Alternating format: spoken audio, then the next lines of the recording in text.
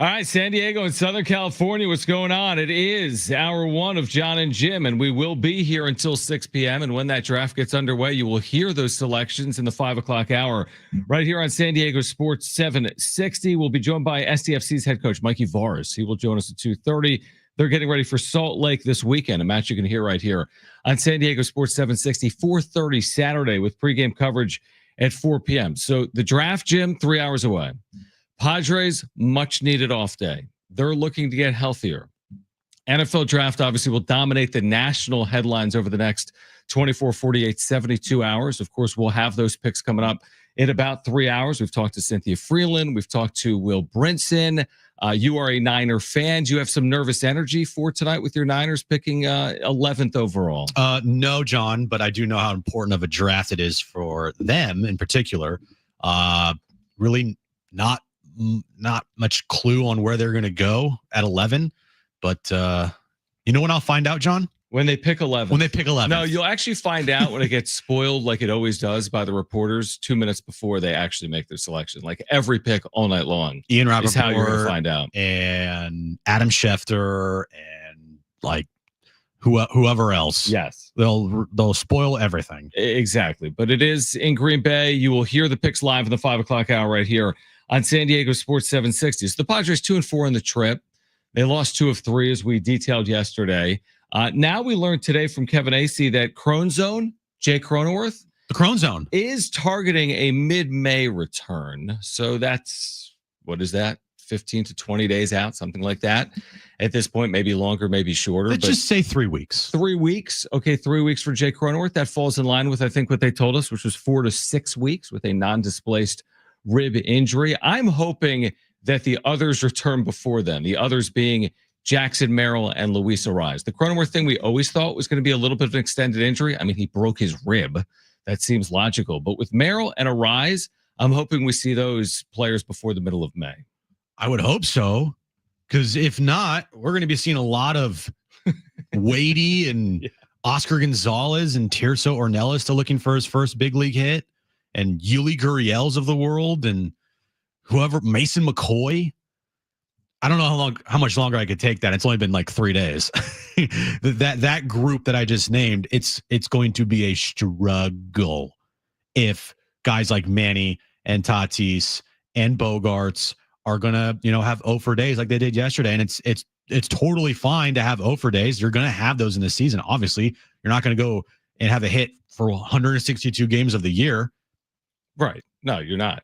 I mean, so you could, but you're not. Yeah, it would be a record. And so you need to have the other step up. And when the others are the names I just named, you're asking for trouble, and you're walking a tightrope. Yeah, it almost felt like to some extent to be 17-8, it's like maybe they got away with being shorthanded a little bit. Now, the 2-4, maybe not as much, but they've been without Merrill for 15 games at this point. Yet I don't know what the record is over the last 15 games. It's still over 500. Well, they were 8-2 with Merrill in the lineup, and they're 17-8. Mm-hmm. So they're 9-6 since he's gone out. So they've still played 600 baseball in his absence. You would absolutely take that, but you wonder if that's still sustainable now that they're 2-4 in their last 6, or maybe it's 3-5 in their last 8, something like that overall. So again, I don't think it's cause for huge alarms to be going off as it's we like continue tiny alarms, like pew, yeah, pew, I mean, pew, pew, pew, yeah, pew. Yeah. Honestly, I mean, it's probably cause for tiny alarms, is what it's probably. You sound like a truck backing up. Yeah, you do. Yeah. You do. It probably is cause for tiny alarms, but it's so hard to, like, 17-8. It's like, it's like when we go off on Xander Bogaerts or say, it's like they're 17-8. So like you see them in real time, but then again, you see their trajectory. And their trajectory with health is really good. We talked about it. When they were healthy the first 10 days of the season, we were super optimistic. And now that they haven't been as healthy, it's hard to be as optimistic. But then again, they're 17-8. Right. You look at it both ways. Like you said, 17-8. You sign up for that every day of the week. Yeah. You're in first place in the National League West. We see you, Ben. Good tweet. We liked it. Right. No right doubt. On brand. Yes, good bit. 100%. But then on the other side is like their injuries are stacking up here. And they can only go so long by keeping, the pace that they're on just during the injury stretch, which is 9-6, which is really good. But also during that 9-6 stretch, How many games were they without Luis Ariz?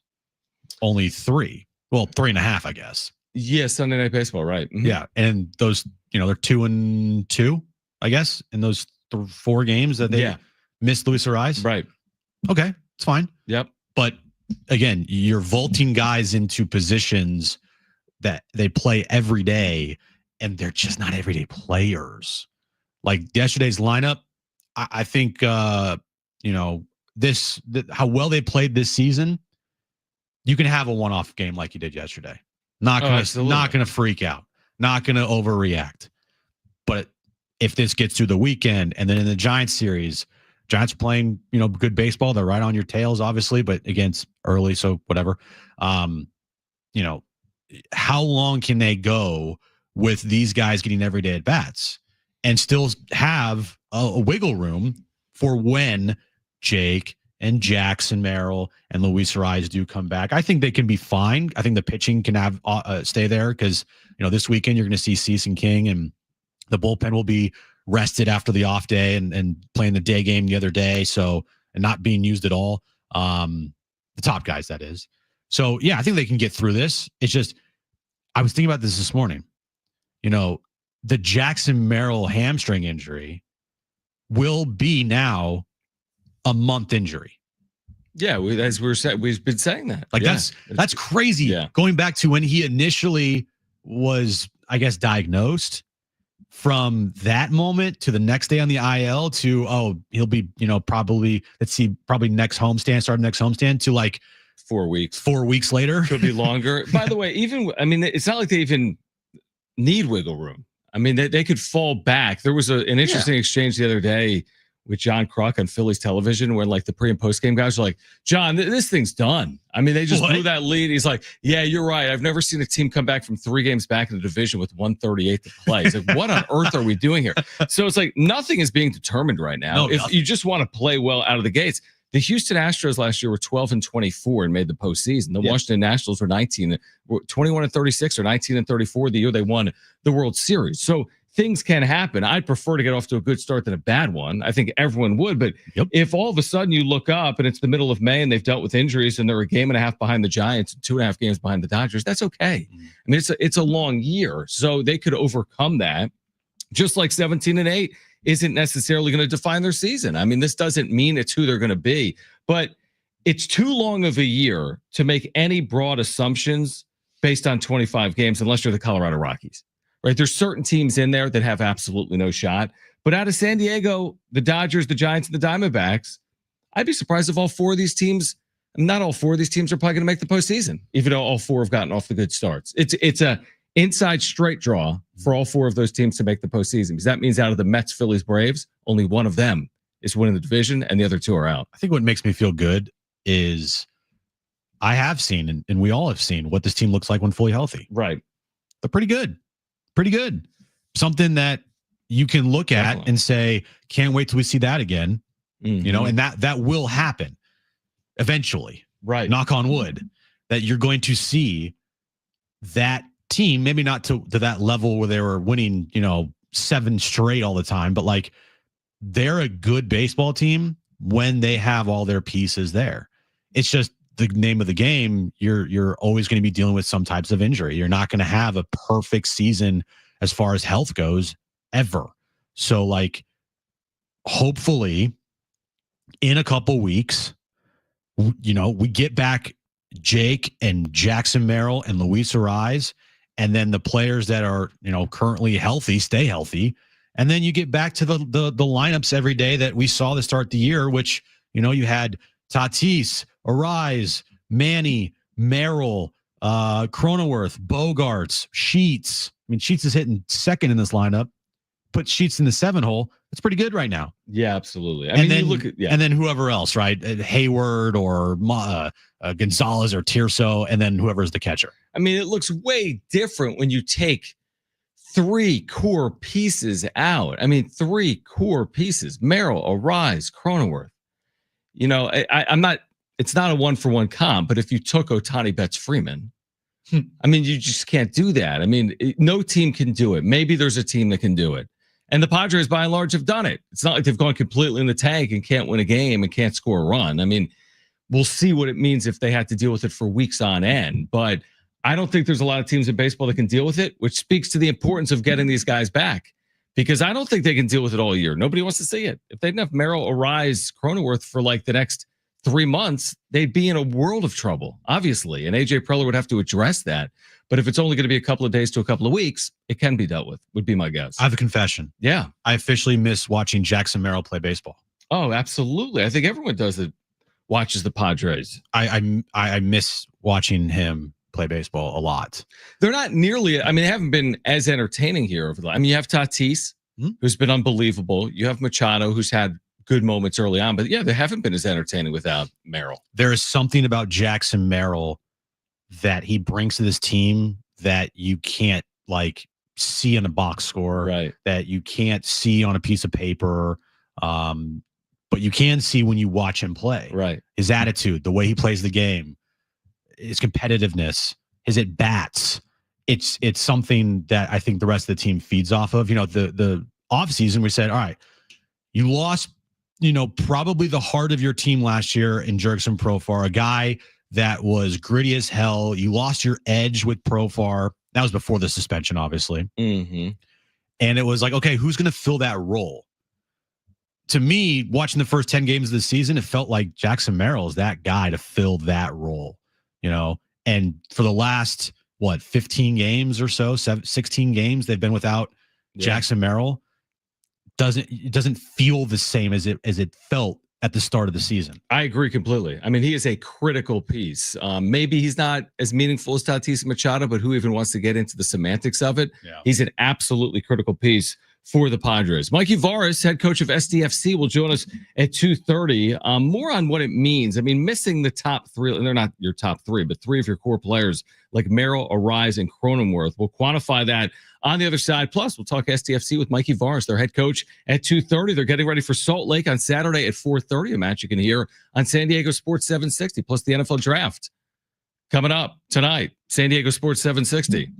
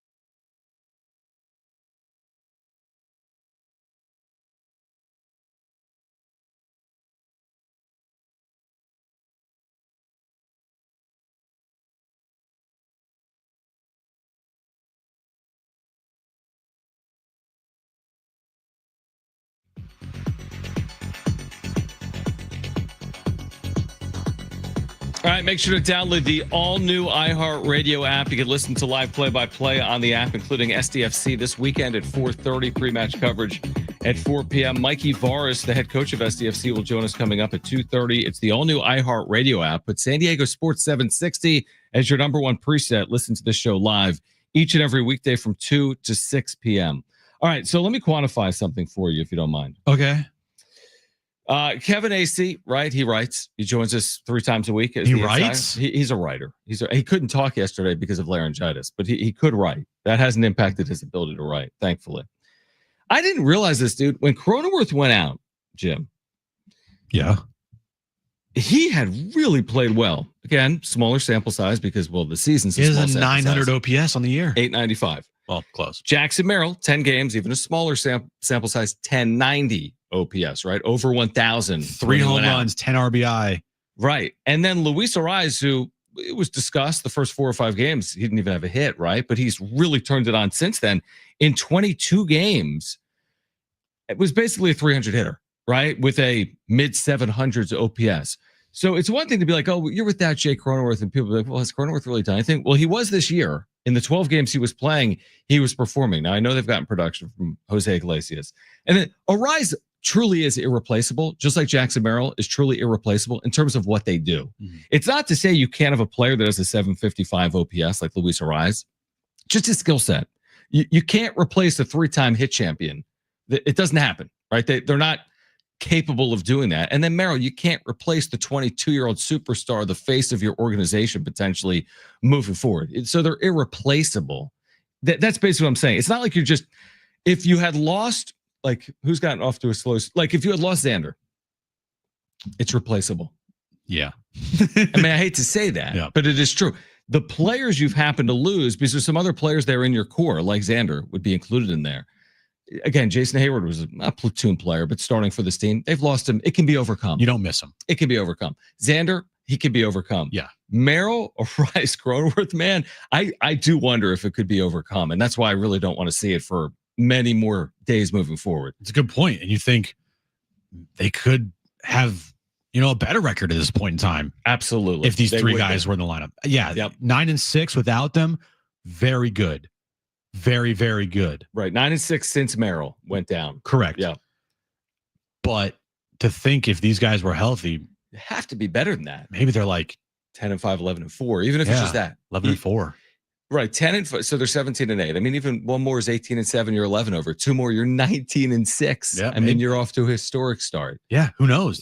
Like, do they put up a stinker in Detroit?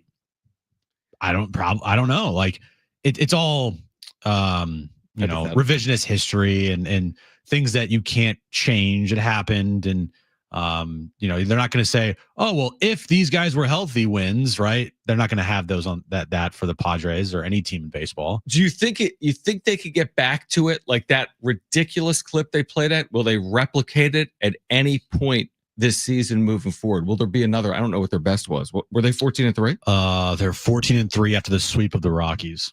Is there another 14-3 in the remaining season for the Padres? If so, that's incredible. So I don't know if it's replicatable even with the team. Well, you want to go over the schedule? Yeah. Let's go over the entire schedule, John. Where is it most likely they go for? I'm kidding. I'm not going to do that. No, but I mean, that's what I ask. I mean, it's not just having good players because other teams have good players that might not go 14-3 over a 17-game stretch is my point. So I wonder, even when they get healthy, will they find that lightning in a bottle stretch again this year? Do they need to find that lightning in a bottle stretch again this year? I don't think they need to. Right. Because usually in a baseball season, if you just have one stretch, like the 14-3 stretch they had, that makes your season. And then you don't only have to be what they're doing right now with a 9-6 stretch, right? Right. In the last 15 games, you have those stretches over 15 games, 9-6, 9-6, 9-6. That's going to pile up. Add it on to the 14-3 start. You're sitting pretty good. So I don't think they need to. Actually, they don't have to at all. They don't. They had that 14-3 stretch. That's a stretch that, teams always wish they could have in a season. And then if they play 4, 5, 6 games over 500 the rest of the way, I mean, you're doing really, really well. You're easily in the 90 wins. So, yeah, they don't need to have that. Could they have it again? If they're all fully healthy, I could see that. Mm-hmm. Just because we've seen what they were when they were healthy, and they were incredible. They were unbeaten at home. Yeah, they lost the first 2 in Chicago, but 8-2 to start with everybody fully healthy there. Yeah, I think they could put together more stretches, not like the 14-3 stretch to start their season, but I think they could put together 8-2 stretches and 7-3 stretches for sure. No, definitely. I agree with that. And they'll need that in this division. Yeah. This isn't going to be the type of division that, you did your work early and you tread water and you win 89 games or 88 games and you win it. Truthfully, they might need to do something like that. They might need a 14-3 because ultimately a team like the Dodgers, are they going to find their way to 100 wins? I don't know. It seems more likely than not. But then again, nobody really knows. They've dealt with the injuries too. Well, Dodgerland is like freaking out because they got the injuries to Blake Snell. Ohtani's stinking up the joint right now. They just lost the series to the Cubs. Did they get swept by the Cubs, Brent? No, but they lost the series to the Cubs at Wrigley. 3, yeah. They had that horrible game the other night where they got walked off. Yep. And Tanner Scott blew the lead there. They're freaking out a little bit. Like, this team should be better. You paid $3 billion for it. That's why it's a long year. It's just a long year. And even, a year ago, the door was open a little bit for the Padres to win that division because the Dodgers didn't win 100 games. And again, it's not to overreact to the importance of winning divisions either. It's just, it would be nice. I mean, if they can get off to that good start, maintain it, hang around. But again, that's so far down the road to say, hey, where are we going to be in this division? I know this. They're nowhere near a division race without these players. That's what I do know. Without Jackson Merrill, without Luis Ariz, without Jake Cronenworth, they're not going to compete for this division. But the good news is they're going to get these players back. And when you break down this season into quarters or however you want to break it down, the stretch that they're on, the title of this stretch is called Treading Water. Yeah, exactly. That's exactly what they're on right now. They're on the treading water stretch of their season. Completely. And if they get through this, 9-6 is what, 600 ball? Yeah. Okay. That's probably, if they play 540 ball for the next, in this treading water stretch overall, and then these guys come back, they're going to be fine. Yeah, 540 for a season is pretty good. I don't know what it equates to, but 540 for a season is decent. I don't know the exact amount of games here in the next week or two, but let's just say, just for argument's sake, let's just say 10 games. All right, these guys miss 10 more games, and they go 5-5, and they go 6-4, 6-4, or 5-5. Sure, 5-5. You're 14-11 in the stretch without Cronenworth, Merrill, and Ariz. Yeah, I'm signing up for that every day of the week. Completely agree. Mikey Varas, head coach of SDFC. They're getting ready for Salt Lake on Saturday. He will join us next.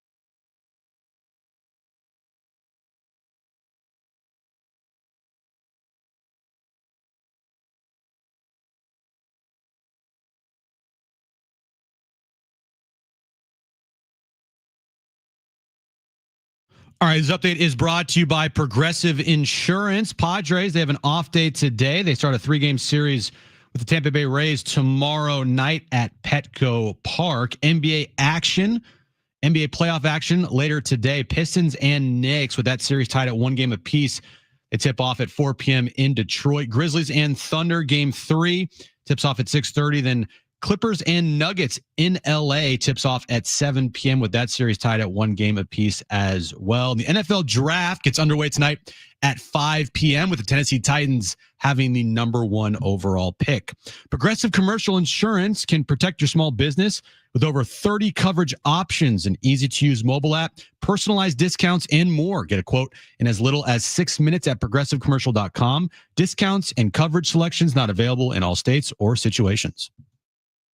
All right, looking forward to Saturday afternoon at Snapdragon Stadium. SDFC in Salt Lake at 4:30. Pre-match coverage begins at 4 p.m. You can hear it right here on the home for SDFC. San Diego Sports 760. We have Mikey Varis back with us here on John and Jim, San Diego Sports 760. So, Mikey, we appreciate you taking time. And just for our listeners out there right now, 9 matches in, what's your assessment of your team's performance as you get ready for Saturday? And thanks for hopping on. Yeah, thanks for having me. 9 matches in, we're a quarter into the season, so we're like officially the season is rolling, right? Right now we sit in a playoff spot, so if we're able to repeat this quarter 3 more times, we show that we're a competitive team right off the bat, which is nice. I think we're pretty exciting in terms of our attack, our offense. We create a lot, and we play some really creative football. And then it's a team that has fighting team spirit, which I really like. There are definitely some things we want to improve, those being mostly our defending the space in behind and our defending transitions. But we're getting there. We're working really hard to get it right. So you have a good stretch here coming up, 5 of your next 6 games at Snapdragon Stadium. How important is for you guys to take advantage of being here at home, which you've played really well at? Yeah, I think anytime you play at home, you want to make it your fortress, right? And you play in front of your fans, and we have such a vibrant fan base, and they bring so much energy, which also lifts us and brings a ton of energy for us. So it's absolutely vital that you take care of business at home.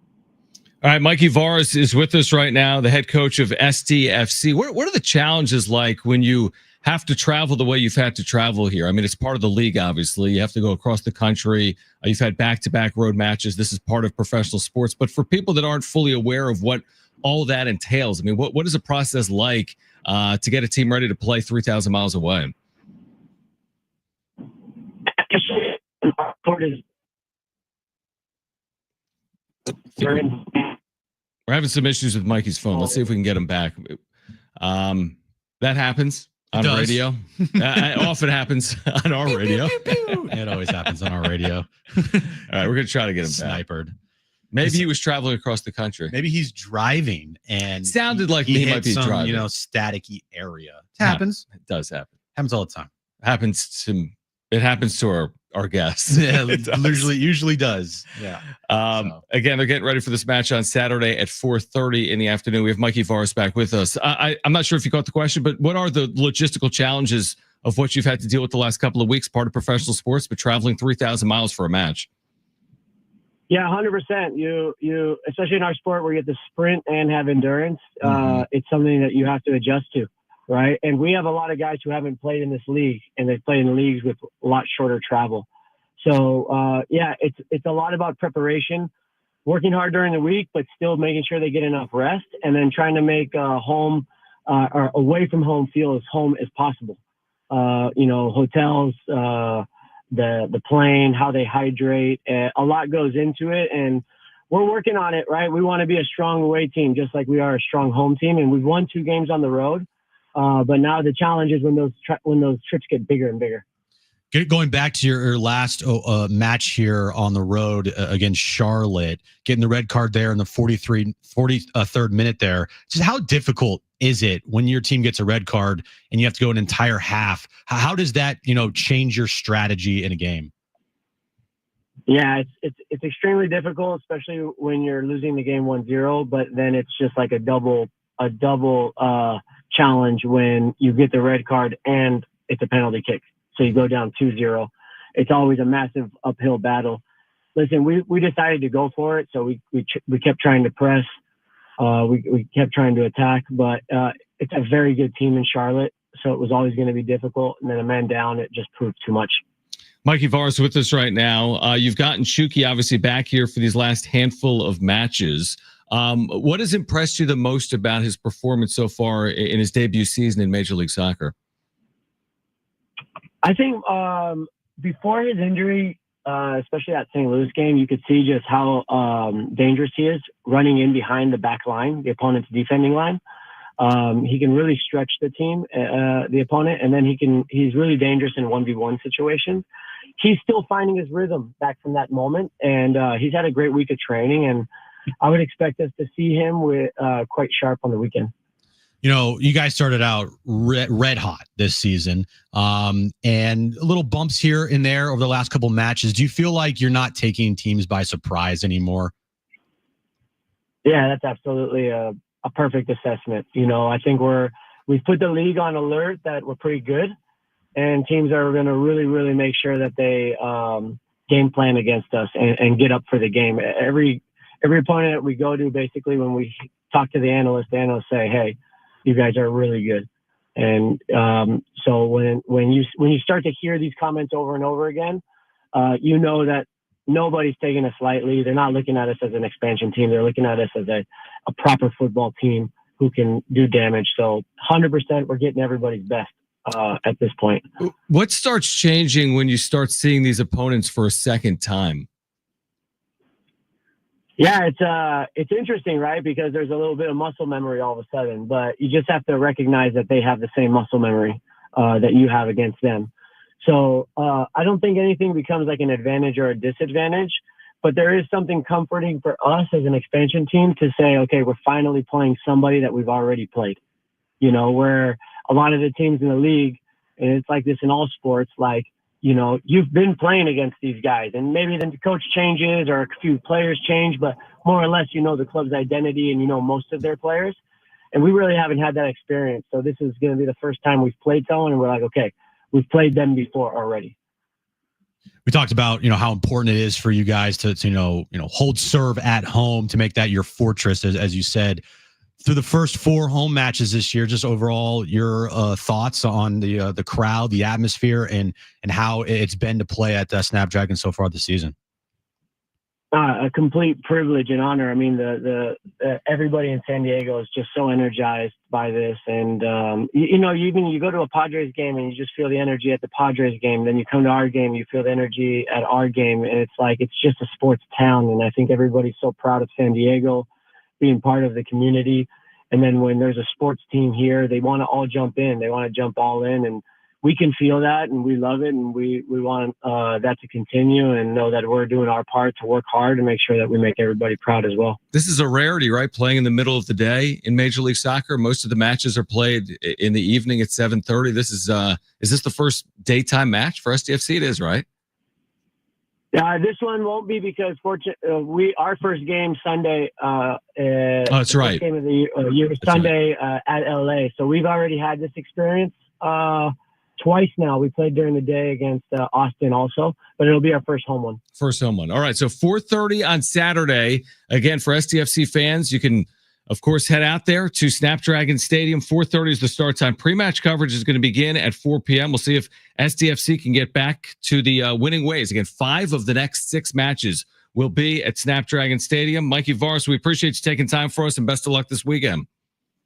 Yeah, thank you so much, guys. Thanks for having me again. Really appreciate it. We appreciate you. Thanks, Coach. All right. San Diego FC, Real Salt Lake at 4:30 on Saturday from Snapdragon Stadium. The crowd's been great. Hopefully that's the case again this weekend. And we will be giving away a pair of tickets. Yes, that's right. Tomorrow afternoon. So you're going to have to tune in right at 2 p.m. to find out how to win a pair of tickets to SDFC's match this Saturday at Snapdragon Stadium against Real Salt Lake. So again, just a reminder, tomorrow, 2 p.m., pair of tickets to SDFC. Tune in to find out how to win. Yeah, it's amazing. I mean, you've been there. It's amazing how they've drawn, and I'm just looking right now, and they're going to have another big crowd tomorrow afternoon, and you got plenty of opportunities this spring to go out to Snapdragon Stadium because, again, 5 of their next 6 are going to be at home, and you have to play well at home. Like, it's going to be unforgiving to some extent on the road. They've struggled at times on the road. You have to take advantage. We talked about this yesterday. He just said, we're in a playoff position a quarter of the way through the season. We need to replicate what we've done moving forward. Well, this is a perfect opportunity with what's coming up here. And with 5 of their next 6 matches at home, taking advantage of the fortress that they want to have be built at Snapdragon Stadium is so important. Yeah. I think we talked about it yesterday. If they piled up 10 points in their next 5 home matches, which they have accumulated through their first 4 home matches of the year, I think you'd want more than that, obviously, but 10, I think, at minimum, right? Yeah, so 10, the math on that is 3 wins, a draw, and a loss. Would be 10 points in those 5 home matches, which sounds pretty solid, right? 3-1-1 sounds like you've done well, but to your point, maybe you can do better than that. I don't. We'll see. It's going to be dependent, like what they do this weekend, right? If they get off to a good start and win this weekend, I mean, that you're right. Maybe they can have more than 10 points in the next 5 matches. And they have already beaten Real Salt Lake this year on the road 3-1. Yep. That was all the way back on, what date was this? This was all the way back on March 8th. So March 8th is when the last time they played Real Salt Lake on the road. They went down 1-0 in that game and then tied it up, and then 2 goals in stoppage time. Okay, which was incredible to pick up a 3-1 win there. So, playing a team for a second time, you're obviously going to have to change some things, and they're going to, make some adjustments for sure. But yeah, holding serve at home, not giving up, home field here, picking up as many points as you possibly can in the next 5 home matches, and see where you're at for that. No doubt about it. All right, we're going to turn our attention for the first time today really to the NFL draft because Shedeur Sanders has tweeted today. What has he said, and what are the expectations of draft analysts for Shedeur Sanders here tonight? Don't go anywhere. It's Sean and Jim.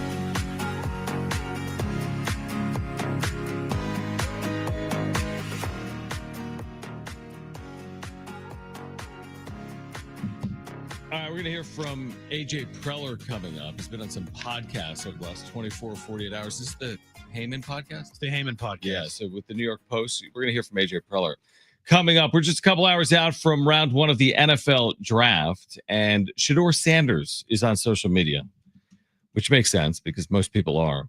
And he has tweeted today, and this is what he tweeted earlier today: I'm built for whatever today may bring. Remember, it was 2 days ago when Cynthia Freeland joined us that his over-under in terms of where he would land in the first round was pick 8.5. Then yesterday it slid to 21.5. We had Will Brinson with us yesterday, and he was not convinced he would go tonight in the first round. So we shall see. This will get underway in 2 hours. But Shedeur Sanders on social media saying, Jim, he is ready for today. He's built for whatever today may bring. Oh, man, I'm so happy for Shedeur. Because he could handle the adversity of getting drafted to play in the NFL and make millions and millions of dollars, which he already has made millions and millions of dollars in NIL. Yeah. Exactly. And he'll never have to worry about anything in his life ever again, as far as money goes. Yeah, definitely. Yeah. Yeah. I'm so worried about Shedeur. Right. Now he's not on site, as we've talked about. Which is probably smart. I think it's this after we get through these first few picks, he becomes the story. Like, he's obviously not the story at pick 1 because he's not going first overall. But like, once a quarterback or two goes off the board, he becomes the story. I'm very curious to see how they weave it in. Like, is it a constant theme of the draft, or do we just kind of go on with our merry ways during the draft and they just kind of thread it in here and there? But I'm fascinated to see how it plays out. I do think he gets drafted tonight. I think we said yesterday, will he go in the first 20 picks? You and I agreed and said, yes, he will. Mm-hmm. I'll stick with that. I think he's drafted in the first 20 picks here tonight, one way or another. Diana Rossini tweeted out this about literally, 7 minutes ago? Yeah. Teams picking in the top 10 have shared over the last hour that they expect the Jaguars to make a splash tonight. Wow. With the Bears, right? Isn't that the big talk? Bears trading up with the Jags to go get Ashton Genty. I think the betting markets have the Bears as the favorite to land Ashton Genty, and that likely requires them trading with the Jacksonville Jaguars. That would probably have to get because you'd have to be 5th or 6th maybe to end up with Ashton Genty. Mm-hmm. I think his stock has risen here. And definitely from the point where the season ended until now, I don't think there was some assumption he was a top 5 pick. And Brinson made a really good point of like the running backs kind of are back as far as, hey, let's just not undervalue them, right? Like, oh, we can get a running back in the 4th round. It's whatever. Like, look what Saquon did. Now, Saquon's a 1 of 1, but Saquon last year, or not last year, but 2 years ago with Christian McCaffrey, Derrick Henry, Josh Jacobs. Like, you have a stud running back, that's going to help you. It's not going to hurt you. And so getting a stud running back, Ashton Genty feels like he's going to be a stud. You're going to have cost effective, under control. And if you go get him and put him in the right situation, absolutely can help the team. You better go put him, like you said, in the right situation, because when Barkley was drafted, it was 2 overall, right? So the Giants, he was just misused. Not only misused, the organization didn't put him in a situation where he could have like any amount of team success. They had the one playoff team with Daniel Jones. So they did have 1 year. They were halfway decent. Every other year they wasted. He was also hurt a little bit out, not just a little bit. He was hurt a decent amount in New York. And it worked out well, obviously, with that second contract. I mean, it worked out beautifully for Saquon Barkley. I love Genty. I mean, we've watched him up close and personal the last 2 years, but I just don't know. I don't know on running backs. I don't know if it's the end all be all. I feel like when you're at the top of the draft, you have other more pressing needs, forget it, Chicago, Jacksonville, Las Vegas, the Dallas Cowboys. I mean, I just don't know if that's the difference for any of those teams. But as of right now, I think we can both agree. Cam Ward to the Titans. Ward to the Titans.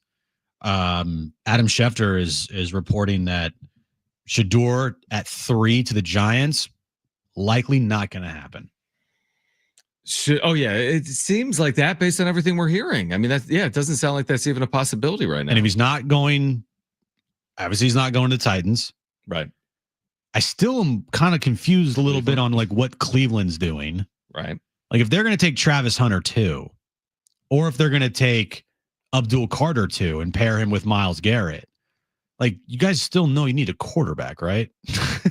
maybe they just don't like Shador. That's the thing. I mean, maybe what you were reporting on yesterday about the assistant coach and what people are saying. I mean, if it's not a right fit, you can't fit a square in a circle. If he's not the right player, you can't reach. I get taking best available. Like, if Travis Hunter is a true, I don't know if generational is the right word, but if he's truly what people are saying he is, then I understand not passing. And if Abdul Carter is the best defensive player, arguably the best player in the draft, that's the thing. Like, do you want to reach for a quarterback if it's not the right quarterback? But it can burn you too. Oh, it can absolutely burn you. You miss out. You don't know if you're going to get another opportunity. Well, you look at the history of like top 5 picks that are quarterbacks in the last however many years. How many of them have truly hit? Like, truly hit top 5? Not a lot. Look. Not a lot. I mean, last year probably was the first year in a while where the quarterbacks that were drafted in the top, I think 12, were all like really good.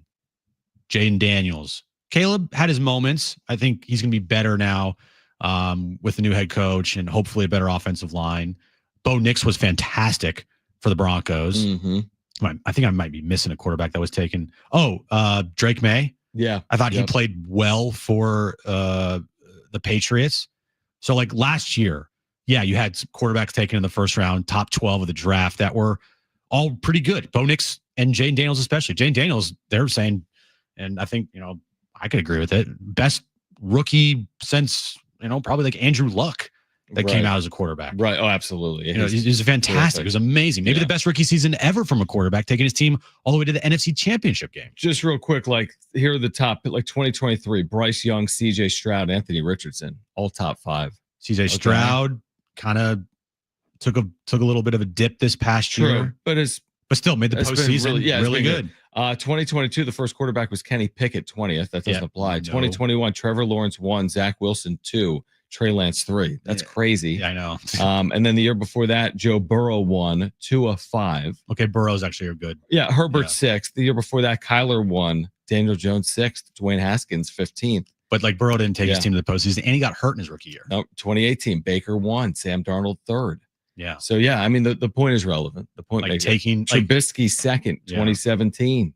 Goff 2016 is panned out. If you look at their total overall careers, a lot of those guys have good overall careers, but like in year ones, and there's some mixed results in there, and there's some bad results in there too, and those are top 5 picks. Like Trevor Lawrence has got a big contract, but at the same time, I think people are kind of like wondering, is Trevor Lawrence going to be that elite quarterback to match the money that he has gotten from the Jags? Because they've gone to the postseason, but they're also in the last couple years have an epic collapse against the Chargers a couple years ago.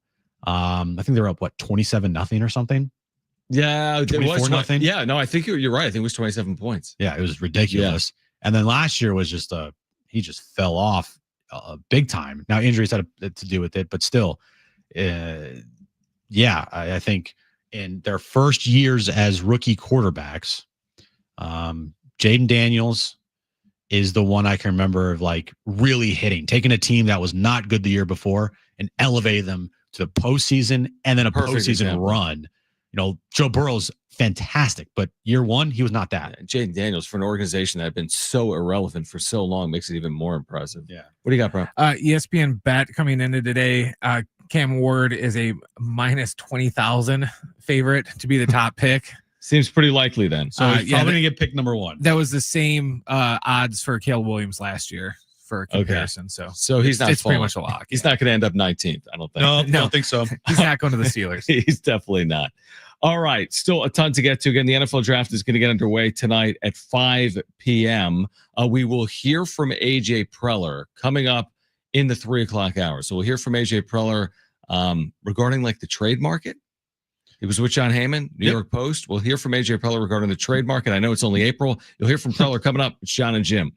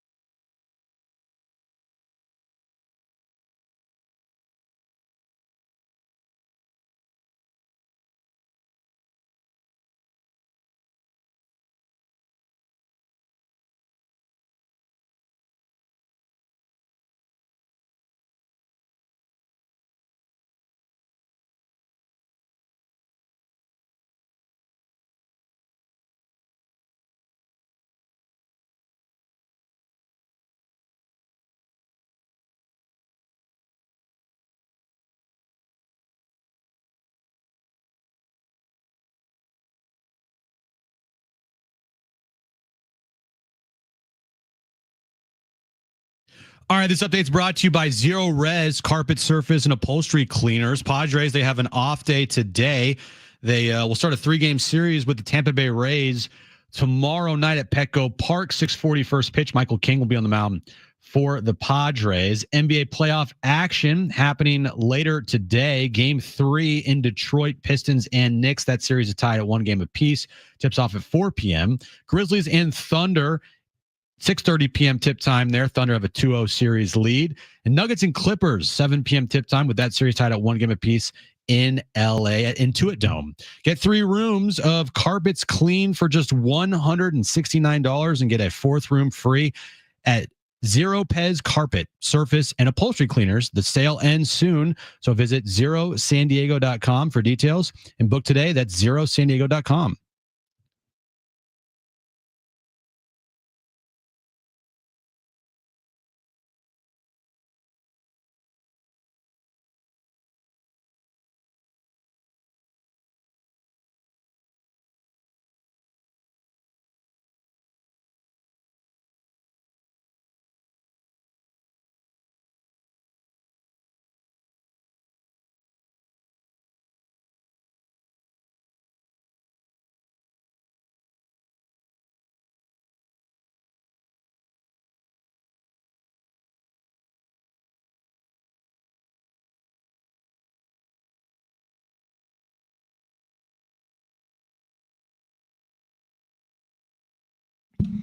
All right, San Diego and Southern California, what's going on? This is hour 2 of John and Jim, and we are here until 6 p.m. When this draft gets underway, you will hear the selections right here on San Diego Sports 760 in the 5 o'clock hour. We'll get the draft started, I would guess, at some point after 5 p.m. by the time the commissioner does the whole introductory process. And by the time we get that first pick, I don't know, 5:15, 5:20, yeah, somewhere in that range would be my guess. You'll hear Cam Ward, who's the minus 20,000 favorite to go first overall. You'll probably hear him first.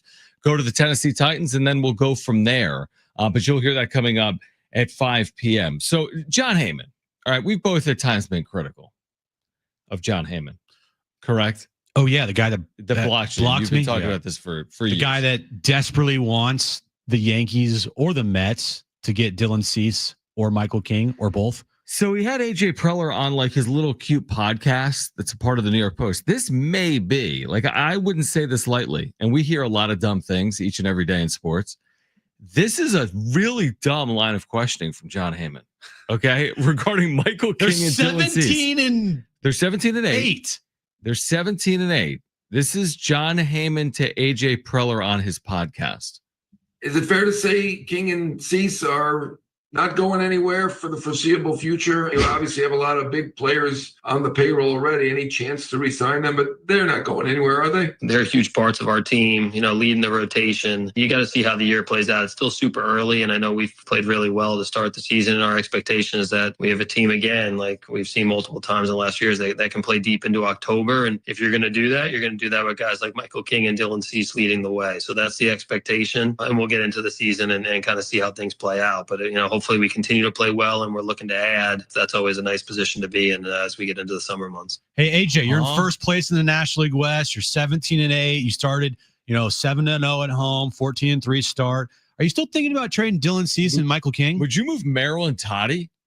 Is Manny on the block? I know you just signed Merrill to a 9-year deal, but I feel like you could get a decent return. I'm telling you, man, this narrative from John Heyman of like everyone's got to go to the Yankees, right, or the Mets. Right. I mean, he has been writing so much. Now it's kind of quieted down here a bit because the Padres are playing so well. Because it's April. But if the Padres started out like 500, I bet you there'd be an article every single day from John Heyman about Michael King and Dylan Cease. He's obsessed with this idea of Michael King going back to the Yankees. Oh my gosh. He's written about that. Honestly, I'm shocked Preller didn't go ballistic there. He never does. No. But he completely went along with it. And he wasn't even he didn't even completely shut it down. He wasn't like, no, King and Cease aren't going anywhere. He's like, well, it'll depend. I mean, like any general manager, their job is follow your team. If you're 50 and 30, you buy. If you're 30 and 50, you sell. So you can't say you're 50 and 30 until you're 50 and 30. Mm-hmm. And you can't say you're 30 and 50 until you're 30 and 50. So part of Preller saying that I'm kind of on board with, because if they were out of it, then they should consider trading away players that can bring a return. But I mean, I hope I'm not wrong here. I don't see them being out of it. Like, are you going to be out of it? That like things are going to go haywire if they're out of it. I'm not saying they're going to play like this all year, but if they're out of it, that's going to be surprising. Something would have to go terribly wrong, like more injuries, but this time to the pitching staff. Because with the pitching staff they have, Nick Pivetta pitching like I would think the best pitcher in baseball right now.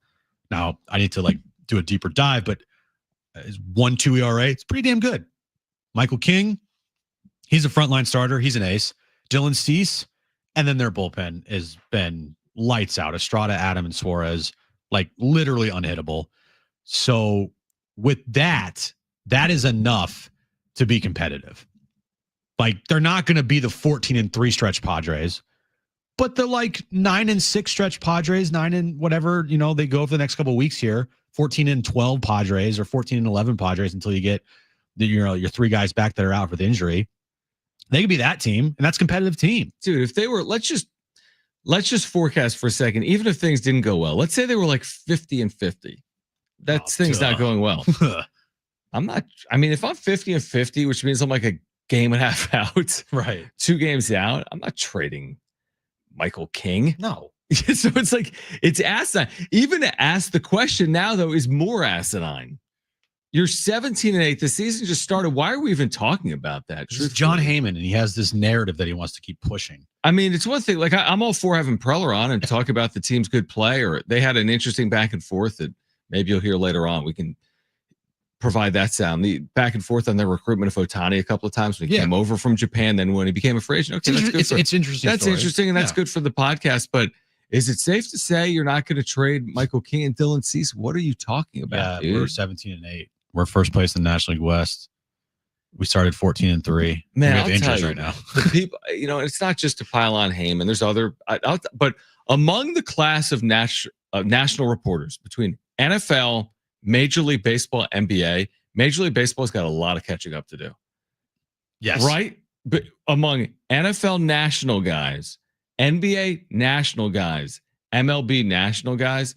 Man, I don't know how some of the MLB national guys are national guys. I can't believe you would say that about me. Yeah, right. Exactly. Heyman with the New York on WFAN one evening. Yep. He was paid to go on, and he cried because there was a little back and forth. It wasn't even that crazy what the host was suggesting. I forget what it was. It was essentially like, I don't think he said this, but it was like you're carrying the coattails of Scott Boras. Right. Like, but that's inaccurate. It's accurate. And he just didn't like it. I mean, it's when Juan Soto gets introduced in New York with the Mets after signing his ridiculous contract. Mm-hmm.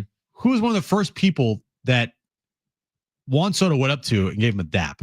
Heyman? It was Heyman. That's bizarre. Yeah. Like, because Heyman, was carrying the water jugs for Scott Boras to drive that thing all the way up to what it got was over $750 million. Right. Heyman put out all these reports to make sure that he was doing the bidding of Scott Boras to drive that price tag up as far as it could.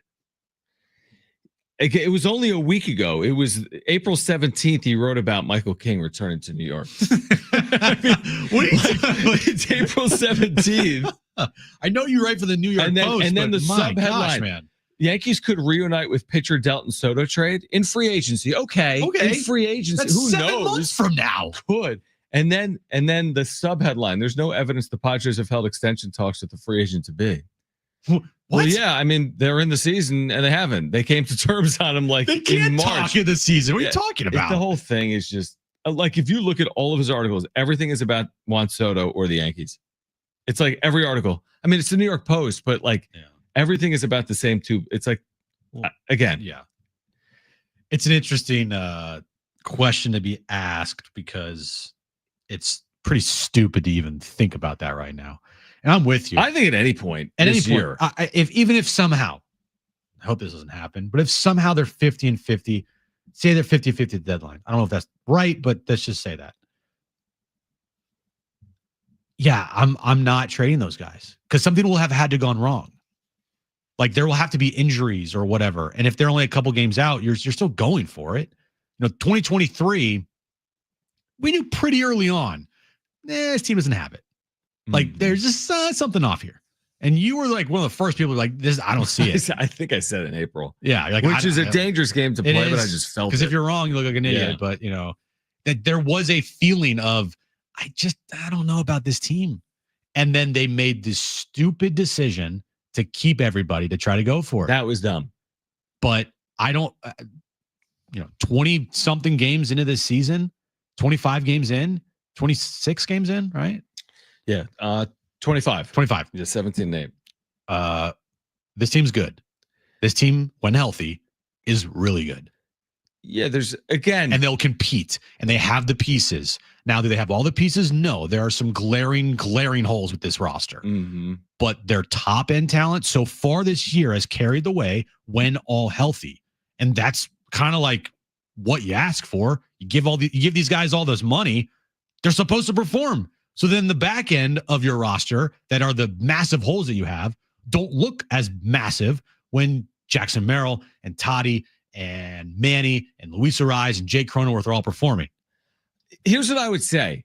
It's a fair question to ask about Michael King and Dylan Cease in the offseason, considering what was going on. I'm talking about this past offseason. Oh, yeah. We talked about it a lot. We felt as if payroll may have been a concern.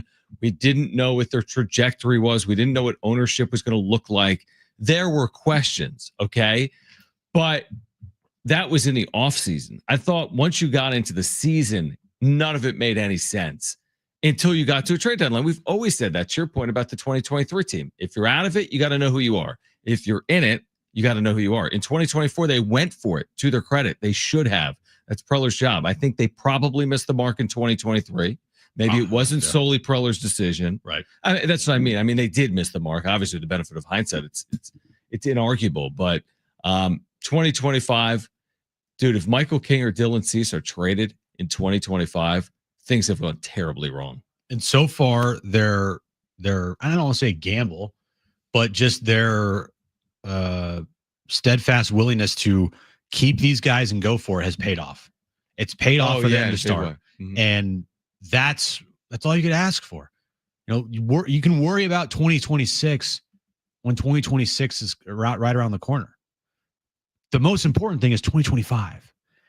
And having Michael King and Dylan Cease on your roster makes you a much better team than if you traded those guys for some top, prospects and maybe a couple major league players. Padres fans are looking at it right now like, what do we need to do to win a World Series? Not what do we need to do to get a return for Michael King. There's not any Padre fan out there right now like, man, what can we get for King? Yeah. Really thinking about that 2027 team to pair him with DeVries. Because if the Padres won the World Series this year, John, and Michael King and Dylan Cease left in free agency, which they're likely going to do anyway, nobody is going to be complaining because everybody will be partying on Market Street because the Padres just won their first World Series in franchise history. Are you sure you wouldn't rather have a top 3 prospect in the Marlins organization? Yeah, it's a good question. It's a good question. You get a pair of top 5 prospects, Jim. You'd rather have a World Series? How about the Orioles? Give me some top prospects for the Orioles. That's a very good point. Yeah, screw the World Series. Can we have a PR 101 conversation about a media personality on the other side? Absolutely. Let's do that. NFL Draft will get underway at 5 p.m. This is John and Jim.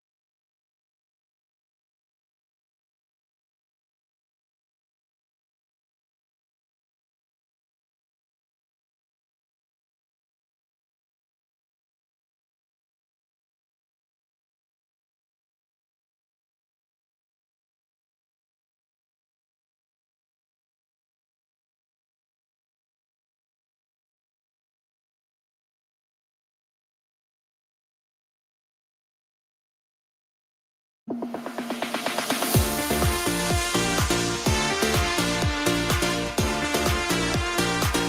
right, San Diego Sports 760 has 13 chances to win $1,000 every weekday with the Bonus Bucks giveaway. That's every hour, 6 a.m. through 6 p.m. Listen for the keyword, then enter it at sportsSD.com. Aztec, no, not Aztec tickets. SDFC tickets will give away tomorrow. There you go. We'll give away SDFC tickets for Aztecs Saturday. don't play, John. Tomorrow. Yeah, the Aztecs won't play on Saturday, but we will give away SDFC tickets for Saturday tomorrow. So be with us beginning at 2 p.m. Shannon Sharp is in a little bit of a situation here. And by a little bit of a situation, it's a lot more than a little bit of a situation. So he's been served with a lawsuit accusing him of sexual assault and rape. Okay. And then there have been public back and forths. Mm-hmm. And now he's temporarily stepping aside from his ESPN duties. He shouldn't have to temporarily step aside. ESPN should have done it for him. No doubt. Well, but this is how it's played out. What are we doing here? This is how it's played out, right? So far. So then he has a statement. Well, it's really not his statement. The issue with his statement is the way he put out his statement. I mean, this is truly PR 101, and this is an utter disaster from Shannon Sharp. This isn't the worst thing. I mean, no, obviously the accusation is a lot worse than his statement. Yeah. But describe the statement and how this played out. So 3 hours ago, he posted a screenshot of a text message from clearly his lawyers and PR team. And it was from them to Shannon to essentially copy and paste and put out on his social media platforms. Instead of doing that, he just took a screenshot of what his lawyers sent him and then posted that. So it's not even from Shannon, it's from his lawyers. And it reads, "My statement is found here, and this is the truth." Well, this is not your statement. Even your statement. This is from your lawyers and your PR team that are trying to backtrack now because one, you won't shut up, and two, I mean, you're in a world of issues right now here, buddy. And you post this, I'm sure his PR team is like, Shannon, what are you doing? You've already put yourself in this mess to begin with, and now, like, come on, man. I will say this: we might have talked about this yesterday. Some people are just the absolute worst with technology, and I'm not using Shannon Sharp as the only example, but you know what I'm talking about, right? Oh, I do. Some people are. I mean, I'm not great, but I would never in a million years do this. No, but some people, I don't know if it's based on generation or there are some people that I have worked with before that I'm sure we'll all work with again in the future. Some people are just truly awful with certain things. This is an example of something like that. Like I've seen people that are like, I'm like, what are you doing? Like in the way you write an email or the way you converse with someone. Mm-hmm. But this is a serious accusation, bud. This lawsuit alleges rape. Yeah. So when you're going to put out a statement, when you've been accused of raping someone, you want to make sure you're putting a best foot forward. Like everything is buttoned up. Okay. Everything is perfect. This is among the more serious allegations possible. Mm-hmm. Okay. So, okay. It doesn't mean her allegation, by the way, is true. Right. And it doesn't mean it isn't. I don't know anything about the allegation. I haven't read the lawsuit. Neither have I. It will be fought, by the way, according to his legal team. They will fight this accuser for defamation. That's their right. I don't know where it ends up, right? Even though the accuser or the accused said that, Shannon Sharp tried to pay her off. The accuser. Yeah, the accuser. Fine. Well, however it plays out, it plays out. Mm-hmm. And maybe one day there'll be a level of truth to it, or maybe it will be something that plays out, in some type of settlement.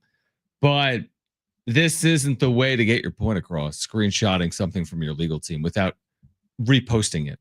Like copy the message and paste it yourself in Notepad. Yeah. Like make it at least look like. Or go on camera and say, listen, this isn't accurate. Well, I'm going to defend myself. He did go on camera. And again, it wasn't, he was reading a statement as well, but then posting this again. So he was on ESPN when he made a statement, Jim? No, he did it on his own social platforms. Okay. But he was recently on ESPN when these accusations came out. You make a great point. Like, where's ESPN in this? It's ridiculous. there's all this stuff that plays out. Oh my gosh, everything behind the scenes. I mean, there's so much stuff that's been playing out. Like, I know you don't know who Paul Heyman is. John? No. Okay. Paul Heyman. Okay. No. He's in WWE. All right. On Monday morning, he was on the Pat McAfee show. Did you see this? And he was basically saying things on the Pat McAfee show that, like, I'm sure a bunch of ESPN executives were like cringing about. They were regarding what? Shannon Sharp. Okay. Saying like, you know, I can't believe you guys had Shannon Sharp on the air the other day. Like basically calling out ESPN.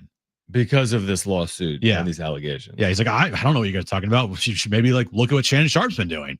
I was like, whoa. Anyway, yeah, I don't understand how ESPN hasn't just axed this guy. He's been involved in multiple things that I think would have gotten so many other people fired. Like, I don't know. Wasn't there the other situation with the Nightcap podcast? Yeah, it wasn't the Nightcap podcast. It was he went live on his Instagram having sex with somebody. Which is never advisable. No. And then they used it as a joke and they were joking about it. How did that how was that like water? Like, how did they just put that thing and say, whatever. So anyway, I don't find Shannon Sharp to be that likable in the first place.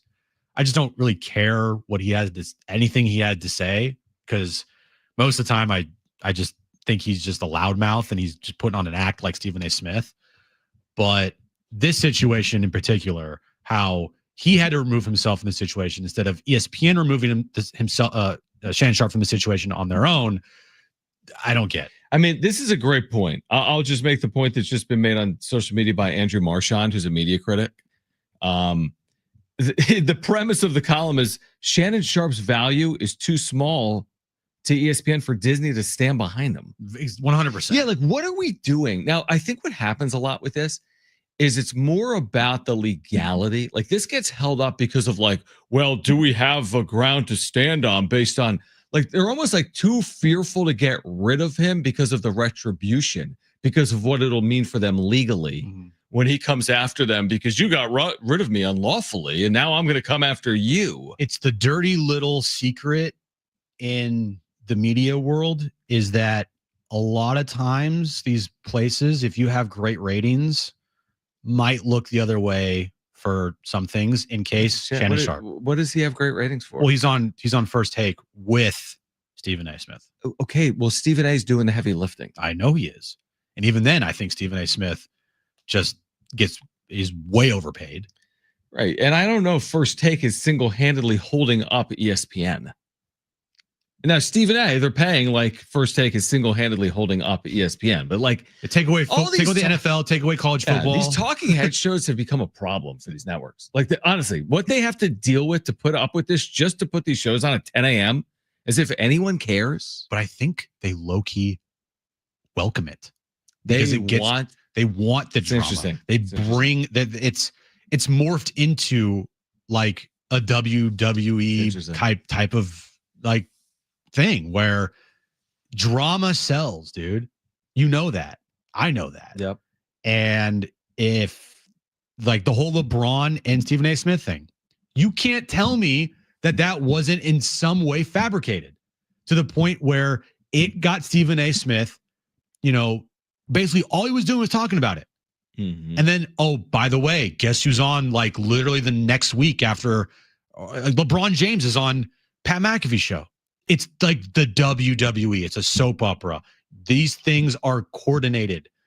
You can't tell me this is all just like randomly happening without people knowing behind the scenes, maybe like, hey, let's maybe go this direction. Yeah, I tend to agree with you. Yeah, like it brings attention. It brings creates attention, ratings. It creates entertainment value. It creates attention. And guess what? That's what they're in the business of. It's working because that's the society we live in now. Drama, it sells more than anything. Yeah, I want to follow up sells on that. More than substance, for sure. Yeah, I want to follow up on that on the other side. And also, we know who the first pick in the draft is going to be, but who is the best player in this draft going to be? We'll discuss that coming up. NFL draft gets underway at 5 p.m. We're here until 6, John and Jim.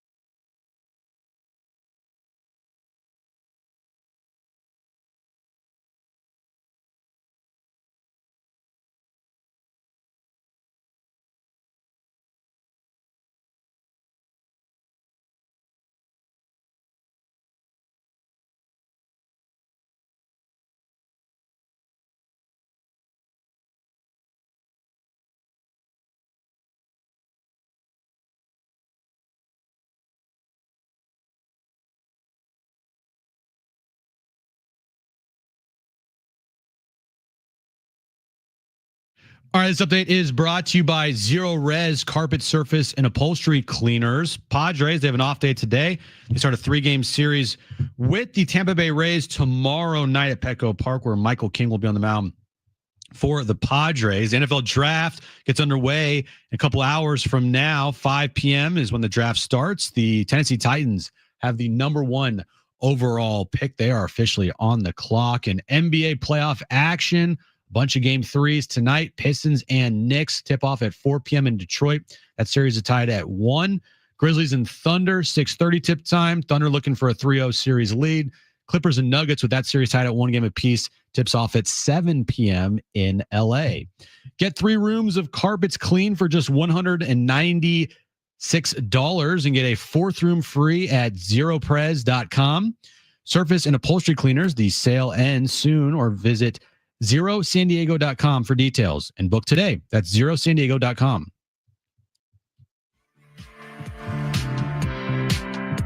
All right, John and Jim, if you missed our conversation with Mikey Forrest, SDFC head coach, we'll bring that back for you coming up in the 4 o'clock hour.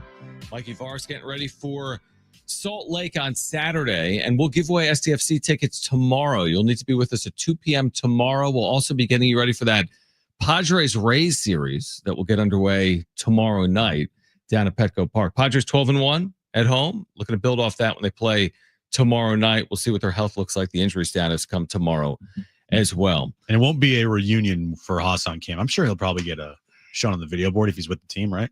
Yeah, because he is out until when? Like middle of the season with his shoulder injury? He was a day-to-day guy. He was yeah. Right. I know. Last year. Day-to-day and out for the year. We dodged the worst. You did? He still hasn't returned. He had to have surgery, so clearly it's a problem. What did he end up signing? Was it a 1-year like prove-it deal, or did he get multiple years? I want to say multiple years. Okay, yeah. I forgot what the deal was. I want to say multiple years, and it was like, okay, yeah, that was never going to happen. So Hassan Kim, I mean, it can't be that much. It's Tampa, right? I think 2 year. 2 year. So he got 2 years, and was getting 13 this year. 2 years, 29. Yeah, never going to happen. Yes, a little much. We're good. A little much. We're good. I mean, nice, a fan favorite. Yeah. Absolutely. Like you said, you show him on the video board. That guy should get an ovation. Yeah. Play good baseball for the Padres on some good teams. Yeah, he had some moments here. Yeah. More so in the 2022 season. 2023 actually did really well as the team stunk. And then last year he was playing well, and then he got injured, and it was all over. Right. And honestly, I think the configuration of last year's team was better without Hassan Kim, with Xander there at short. Yeah, remember the whole preseason, hey, let's move Kim to short. He's our best shortstop. Right. The year after they moved Xander to second because they thought Xander at second was their best option. No, that was the only year that Xander was. That was last year. Yeah, last year in his walk year, they moved Hassan Kim to short. And they moved Xander to second. And then they moved Xander back to short. Huh? Yeah, it's still a little odd. I don't get that. The whole Xander thing, how do we end up there every single day? It just is it's like a North Star. Time is a flat circle. You look up and you're like, oh, there's the North Star right there. There's our Xander star. It's like you can have this Padres can have a good year, but that's not going to make it a good contract. It's basically where I am now forever with Xander until proven otherwise. I just get so frustrated thinking about Xander on the field because you want him to do well so badly. Right. He is. I like Xander Bogaerts. I love Xander Bogaerts. I think just haven't loved his play. He hasn't had an opportunity yet to really become that like fan favorite that he obviously was in Boston. Now 2 World Series titles, like that helps. Mm-hmm. All-star appearances, that helps. Being a stud, that helps. But he just for not for whatever reason, but because I know the reason, he just hasn't become somebody that the fans, beloved yet because he hasn't produced like at all to a level of helping the team win on a consistent basis. Yeah, like the one thing you can always do is like do it at when it matters the most in the postseason. So, okay, I hope we see that. And I hope we see it in 2025 with Xander Bogaerts. I mean, he can do a lot more than that. He can help them in the regular season as well. For whatever reason, it is like the time is a flat circle conversation about Xander Bogaerts. Who do you think will be the best NFL player in this draft? Like, is it Travis Hunter? Is it edge rusher, linebacker Abdul Carter? Is it Cam Ward? Is it an offensive tackle? Is it Ashton Genty? Who's going to have the most prolific or most memorable career? I don't know. Well, obviously you don't know. I mean, that's what these teams. I mean, you know what I mean? Because there's been all this Cam Ward #1 talk, but there's also been a lot of belief from the guests we've had on that the best player in the draft might be Travis Hunter. It might be Abdul Carter. Maybe it's one of these offensive tackles. Look, they're just talking about him on the screen. Tyler Warren. I think he could be a stud tight end. Now, is he going to be the best player in the draft? Who knows? But like, I think right away, Tyler Warren can make a huge impact. Yeah, he's in the mold of one of those like modern day tight ends that like does everything Kittle well. / whoever else. Blocks, like pass catcher. Do it all. You could probably put him in the backfield. You're right. Yeah, Tyler Warren. It's just the reason I ask it that way is because like Cam Ward consensus. So you're thinking, well, he's the best player, right, in the draft? Well, maybe, or maybe he just fills Tennessee's needs and he's a quarterback, you know?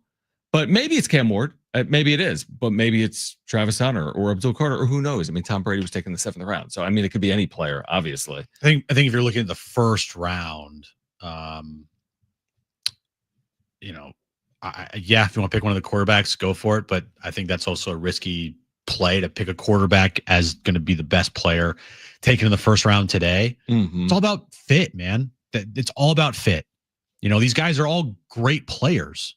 There's a reason why they're going to be drafted in the first round. But if they are taken by a team and it does not fit well there, then they're not going to look good as, you know, it's just not going to pan out. Right. Like Ashton Genty, consensus best running back in the draft.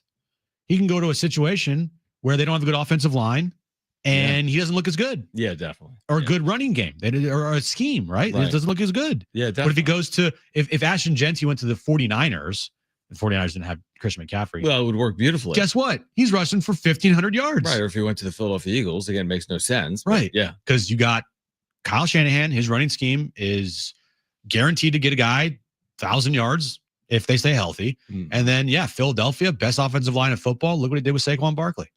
Yeah, no, you make a really good point. So much of it is about fit, system, it's all about fit, spot, timing. Like, there's so many things. It's like, listen, was Patrick Mahomes going to be a great quarterback wherever he ended up? Yeah, you could probably make the case he would, but would he have won at this level anywhere? No, you can't say that if he just ended up anywhere, he'd have the same amount of success overall. Like Andy Reid has played a role, the offense, the weaponry, the system. Yeah, he goes to Chicago that year instead of Mitch Trubisky. Yeah, does he have 3 rings or whatever? Probably not. Because, you know, they don't have Travis Kelce or Andy Reid or Tyreek Hill at the time. Right. And that's what he had when he literally got the starting job in Kansas City. It's all about fit. It's all about scheme and coaching. And so tell me after the first round that question again. Ask me that question again for the first round, and then I can probably give you a better answer. Because if Shador goes 3 to the Giants, I don't know. But if Shador went to, I don't know. I mean, usually a team that needs a quarterback probably is not going to be a great fit. But if he went to a place that was like just maybe trying to think, if you went to the Raiders, I think I would trust it because I like what they've done there in Las Vegas. But yeah, I don't trust anything with the Giants like at all. Yeah, no, I agree with that completely. All right, so the draft is going to get underway at 5. You will hear those initial picks right here on John and Jim and San Diego Sports 760 because we are here until 6 p.m. We'll have those picks for you coming up around 5 p.m. here tonight. Again, if you missed Mikey Varis earlier, we will have that conversation for you coming up at 4:30. We have the wrap coming up at 4 p.m. And on the other side, we mentioned we have SDFC tickets to give away tomorrow. Today, we have a 4-pack of tickets to give away to watch the San Diego Mojo take on the Indy Ignite on May 3rd at Viejas Arena. That's San Diego's Major League Volleyball team. We'll give away those tickets on the other side of a break. The wrap is coming up at 4 p.m. Mikey Varis at 4:30. NFL Draft at 5 p.m. We are here until 6, John and Jim.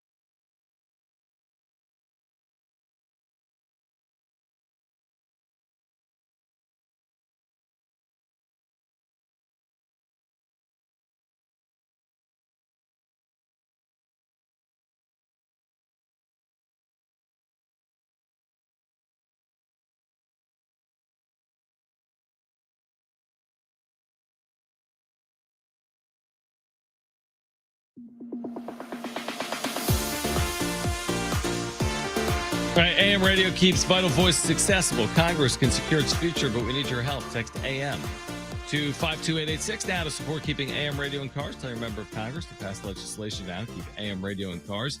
Standard message and data rates apply. The Wrap at 4 p.m. Coming up in the next 10 minutes, we'll give away this 4-pack of tickets to see the San Diego Mojo at Viejas Arena. San Diego's Major League Volleyball team. That's May 3rd. We'll tell you when to call and do not call now. We'll give those away in the next 10 minutes or so. By the way, off our text line, Jim? Yeah. Our buddy Larry Joe from the 951. You can always text Larry us, by the Joe. way. 70470 started with team. We haven't been using our text line at all. No, I know. We just have so many ways that you can reach us. Yeah. Social. Text line, social, YouTube chat, talkback mic, The phone.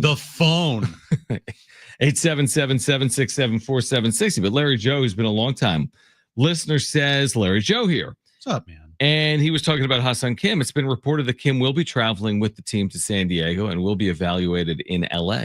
Oh. So again, dealing with, he'd kind of fit right in here with like the walking wounded.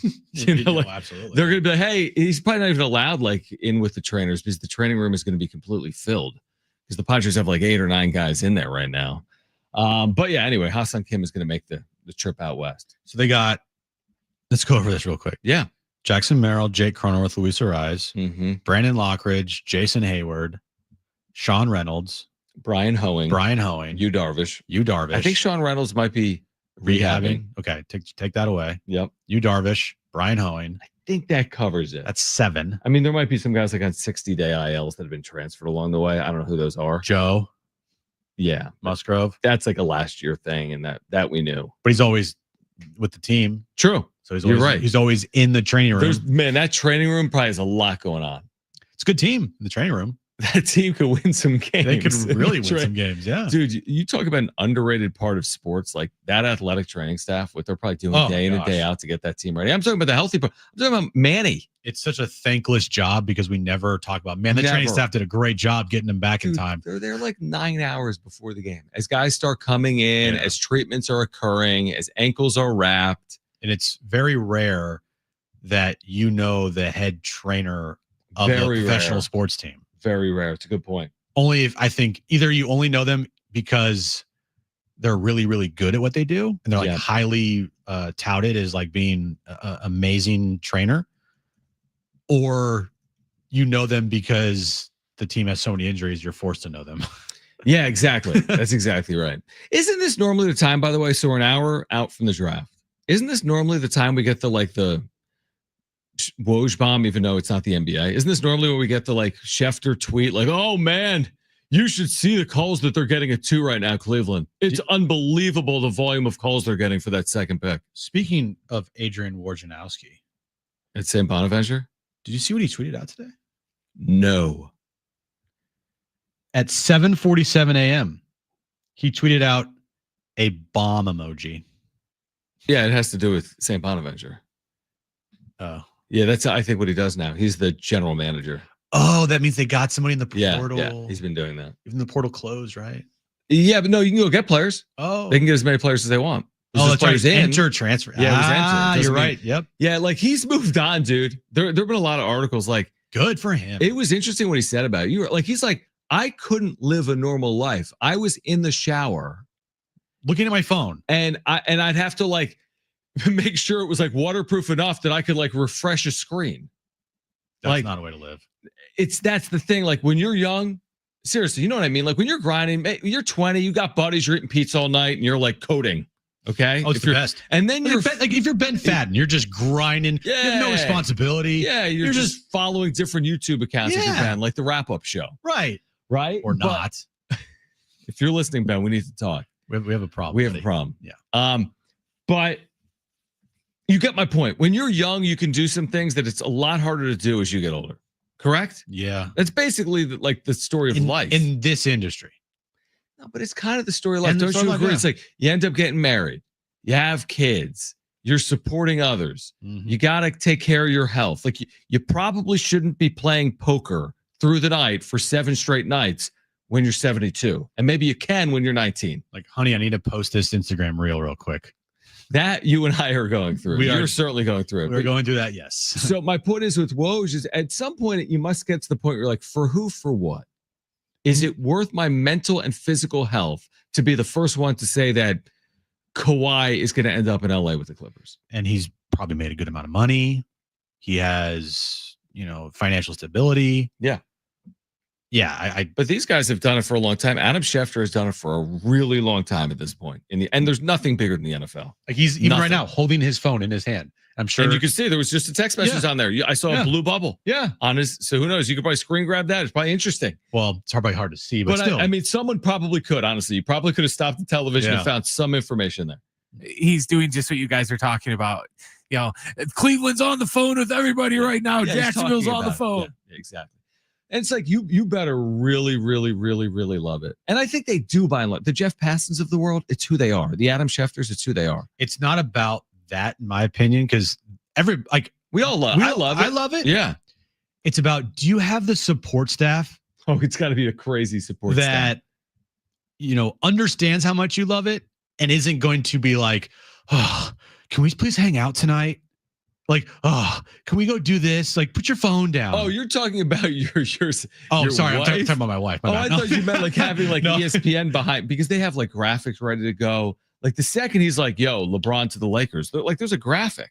Well, I also do mean like family, because you're away from your family a lot. Yeah. But yes, you're also right too. The support system of ESPN, of a social department, of producers, of bosses that actually give a crap. Man. Like, you have to have all those things to do what you do. You cannot do it just on your own, grinding as much as you do, making the graphic, doing this, doing that, doing this. You need to have other people helping you, because you're going to get burned out very quickly. Yeah, there's something I kind of appreciate that with Woj. Like, I'm going to go to my alma mater, and I love my alma mater. I don't need the money. Nope. It's not going to require me to be sitting on my phone in the shower scrolling, although it probably does at the transfer portal.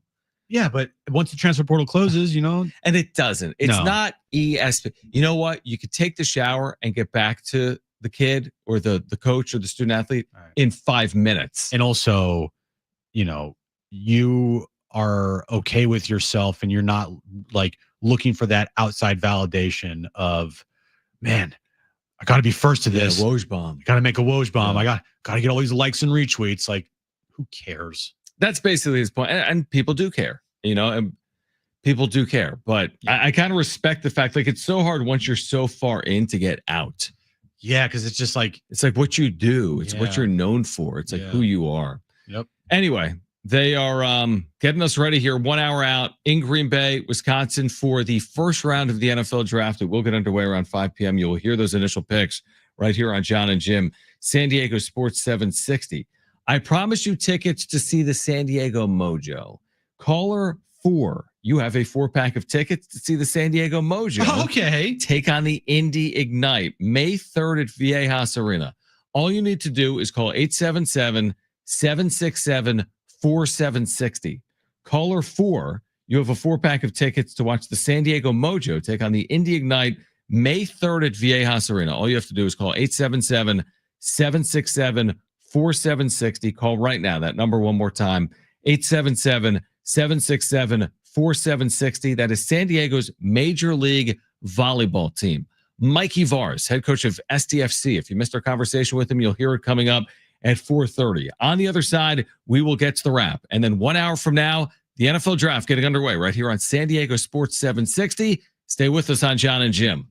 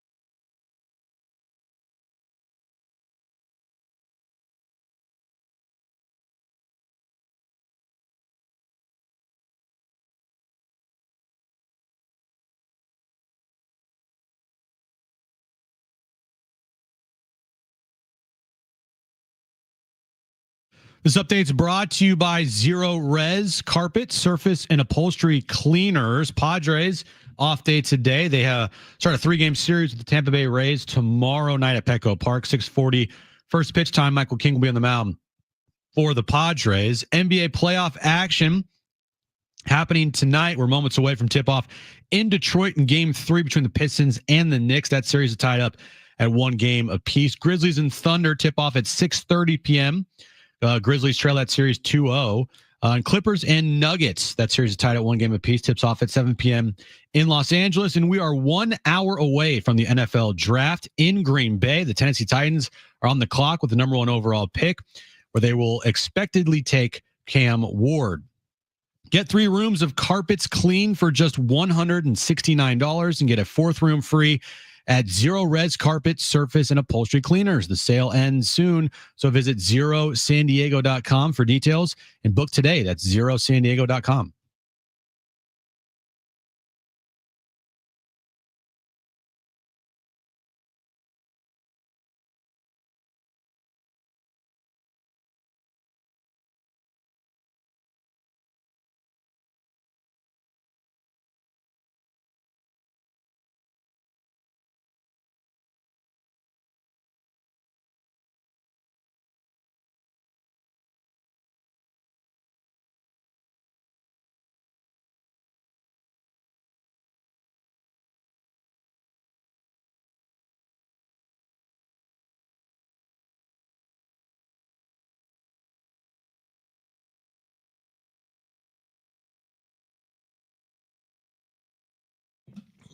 All right, San Diego and Southern California, what's going on? This is hour 3 of John and Jim here until 6 p.m. We are inside of an hour until the start of the 2025 NFL Draft. Green Bay, Wisconsin is the site, and we will carry those initial picks for you live right here on San Diego Sports 760. Mikey Varas, SDFC head coach. If you missed our conversation earlier, you'll hear it at 4:30. Programming notice. Jim has told you a couple of times, if you want to win a couple of tickets for Saturday's match at Snapdragon Stadium, be listening tomorrow from 2 to 6. We will give away a pair of tickets tomorrow right here on John and Jim San Diego Sports 760. So be listening for that coming up tomorrow. Oh, yeah. Right here on John and Jim. Yep. Can't wait for that. It's a 4:30 start time on Saturday. So the sun will be out. It'll be kind of setting in the background. I don't know the shade looks like as far as like the time of the day, but 4:30. I'm excited for that one. What's the weather in Green Bay? It doesn't look all that it's pleasant. 56, but it feels like 48. Okay. I just looked. Feels like 48. And by the time the sun goes down, it's going to be even colder. Where would an NFL draft go in your list of attending a sporting event? For me, it would go towards the very bottom because nothing is happening. Give me other sporting events that aren't like sports. No, that aren't considered to be like fun to go to. No, this is considered fun to go to. I feel like because you have like 250,000 people when you're in Philly, this year in Green Bay. To me, it's not overly it's not something I need to attend. I don't think. I think I would have been more interested in it back when they used to have it in Radio City Music Hall, because at least then you're in New York and it's Radio City Music Hall, opposed to hey, we're in Cleveland out in front of the stadium. Yeah, this has become a money-making venture, obviously, for the NFL, like a traveling roadshow. But you know what I mean? Like, think about something that is watched by tens of millions, but isn't something you would necessarily want. Like the Super Bowl, most people want to attend. Some people tell you they want to see it on television, but a lot of people want to attend a Super Bowl, right? Or you want to attend the Stanley Cup playoffs. Sure, everyone. But a draft, it's watched by millions of people, but it's not something that I yearn to attend. I would only want to go if it was in like a cool city. Like when it was in Tennessee a couple years ago. I love the city of Tennessee. Or not Tennessee. Was it in Nashville? Nashville, that's what it was. When it was in Nashville, Tennessee a couple years ago, that would have been fun to go to because there's so much to do there. I feel like on the main strip. I've never been, heard a lot about it. What I know, I saw that. This. I know. We need this audio. I know. Brad, I'm sending you audio from. It was 4 years ago where Darren's just blasting me on social media. Jim recorded himself going crazy over Trey Lance. What did you? Yeah, I don't even know what happened. It's been so long. Here's what happened. Okay. I'm sending this to you, bro. This is all Darren's fault. I'm blaming Darren on this one because him and Marty's like, you need to record yourself. Because all we talked about for like 6 straight months was I didn't want the 49ers to draft Mac Jones. That, you know, and they moved up to number 3 pick. I did not want them to draft Mac Jones. So the time comes, the number 3 pick in the draft. I look like I'm on like 2 hours of sleep, by the way. Yeah, you do. And you look like you're in like a prison. It was where I used to live. This is a lifetime ago for you. Oh my gosh, this is a lifetime ago. And I was excited they did not draft Mac Jones. Now, I did not say I was like super happy that they drafted Trey Lance. Well, in the tweet you did, let's go Trey Lance. It's not Mac Jones. Oh, I need to hear this. Now, I have a serious question for you on this. Were you actually recording this? Or were you had you already watched it? No, it was real time. It was one take. Wow. Dude. All right, we're going to get that sound for you. Now, listen, that's what I'm saying. People love reacting to a draft, right? Like Fireman Ed for the Jets. I can't believe they took.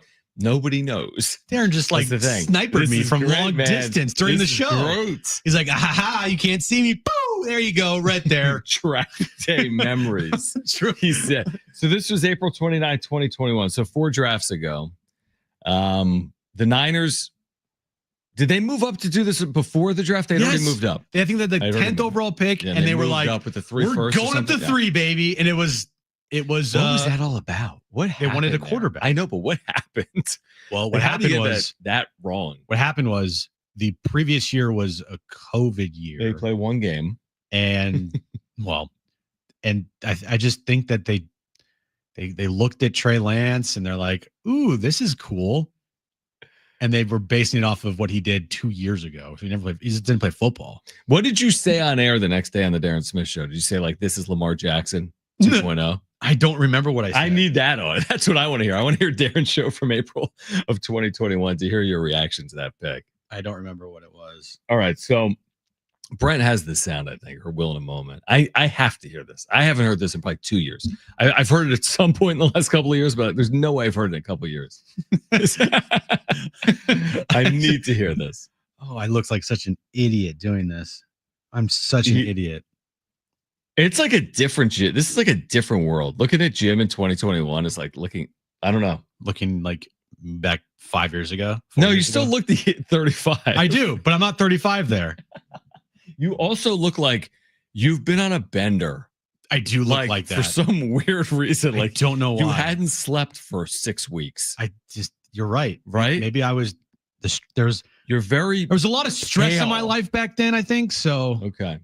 That had to do with it. Okay, this is what it says. So this is Jim recording himself. Oh. This is the audio. Night 1, pick 3, Niners selection. Don't be Mac Jones. Please don't be Mac Jones. Please don't be Mac Jones. Please don't be Mac Jones. With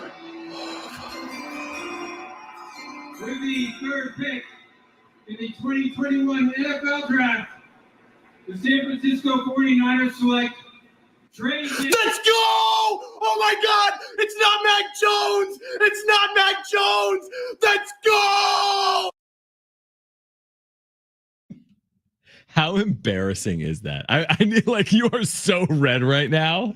Now, to your credit, you did say it's not Mac Jones. It's not Mac Jones. You didn't go Trey Lance. The next, he's Joe Montana, but better. Yeah. Tom Brady hybrid. Your mic's not on. How embarrassing is that? Is that like if I hear my Shohei Ohtani take, which was way worse? No, because these types of things, I don't know why I did that. Because Darren said probably for the show, record yourself. Or he Marty probably he baited me. I would love to know the dynamics that played out. He knew what he was doing. He knew exactly what he was doing. Darren, if you're listening, congratulations. You knew what you were doing back then. Thank you. You just filled 15 minutes. Yeah. Because we needed you. I'm going to bait you into doing this. You. It's going to be cringe, and then we're going to make fun of you for it for the next however many years. Well, in real time, it wasn't really a reason to make fun of you. Because we didn't know. You might have been spot on. That's the one thing I'll always say about a draft. That's my point. For everyone that has traveled from Minneapolis tonight to be at Lambeau and they bought their 24-ounce beers, they're going to get all excited. Someone that picks in the first round, Jim, is going to get it massively wrong. And there's probably multiple teams that are going to completely miss, right? Isn't that the nature of what we're doing tonight? Oh, it's a big guessing game. And it's not getting it wrong. Like I'll give you an example. The Niners tonight 11 might make a fine pick, but if someone that ends up going 17th overall is a future Hall of Famer and an 11 you selected an average offensive tackle or a guard, and you missed out on the future Hall of Famer at 17, that's where it's like, it's such a guessing game. My favorite is when local media members covering the draft for the team that they cover. Okay. At the end of the draft, they're like, A+, love this draft. What other options this guy's great. This guy's great. This guy's great. This guy's great. Like we went 12 for 12 here. Like, what? Wait, what? It doesn't work like that. And to your point with the quarterbacks that you made a great point, like these top 5 pick quarterbacks, a lot of them have been misses. Top 5 pick. Trey Lance is a perfect example. Top 5 pick in the draft. And it's not like, oh, they were okay. No, there's guys that don't even play in the NFL. Trey Lance. Zach Wilson, another guy. Zach Wilson, perfect example. Bust. Trey Lance, bust. Yeah. I mean, we went through the list earlier. Trey Lance is going to go down as one of the biggest busts ever. Maybe the biggest bust. No, it's not like Jamarcus. Jamarcus Russell has played. Trey Lance hasn't played. Did he ever? Did he played and got hurt or something? Running. He did. He played a couple games, but he's never really played. Never played. Yeah, you're right about Jamarcus Russell. Like he was a starter in the NFL. Yeah. Now he was awful. Didn't go well. Didn't go well at all. But, yeah, they missed on that. you know the funny part about my cringy video there of it's not Mac Jones? What's that? Is that Mac Jones signed with the 49ers this offseason. Is that right? Yeah. So Mac Jones is on the 49ers. There's been very little talk of that ever since that happened. You're like, please don't bring that up. Don't bring it up because I hated this guy. I did not want the Niners to draft him 3rd overall. And then 4.5 years later, he's on the 49ers. I said August 25th, 2023 at Old Takes Exposed. You said March 12th of this year, I think. Old Take Exposed, or maybe. But yeah, you win some, you lose some. Or and again, in what we do, you're not going to get all this stuff right. And the GMs don't get it right. The teams don't get them right. Yeah, and how are we supposed to get it right? I know. Look how often Mel Kiper's wrong, and he's been doing this for like 40 years. Yeah, some of these guys are good. Some of these guys get it right, and then oftentimes they don't. All right. On the other side, again, if you missed Mikey Varis, the head coach of SDFC, you'll hear that conversation coming up later this hour at 4:30. Not Mac Jones. At 5 p.m., the NFL draft will get underway as well. We are here until 6. We're getting you ready for tonight in Green Bay. It is a Padres off day. The latest on the Padres' health as well coming up. John and Jim. Let's go! Oh my God! It's not Mac Jones! It's not Mac Jones!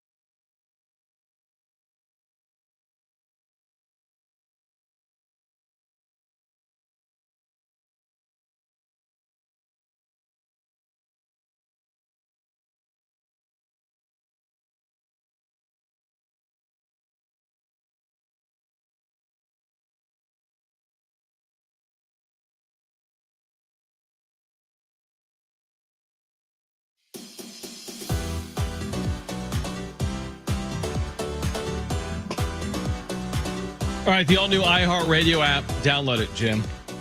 It's pretty cool. I have it downloaded, John. I do too.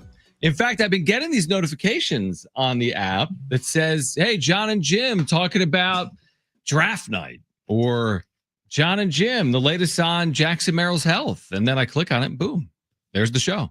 So honestly, if you don't have the app, you should download it, and you can put us in your presets, San Diego Sports 760. John and Jim, listen live, listen back to any hour, any interview on the show.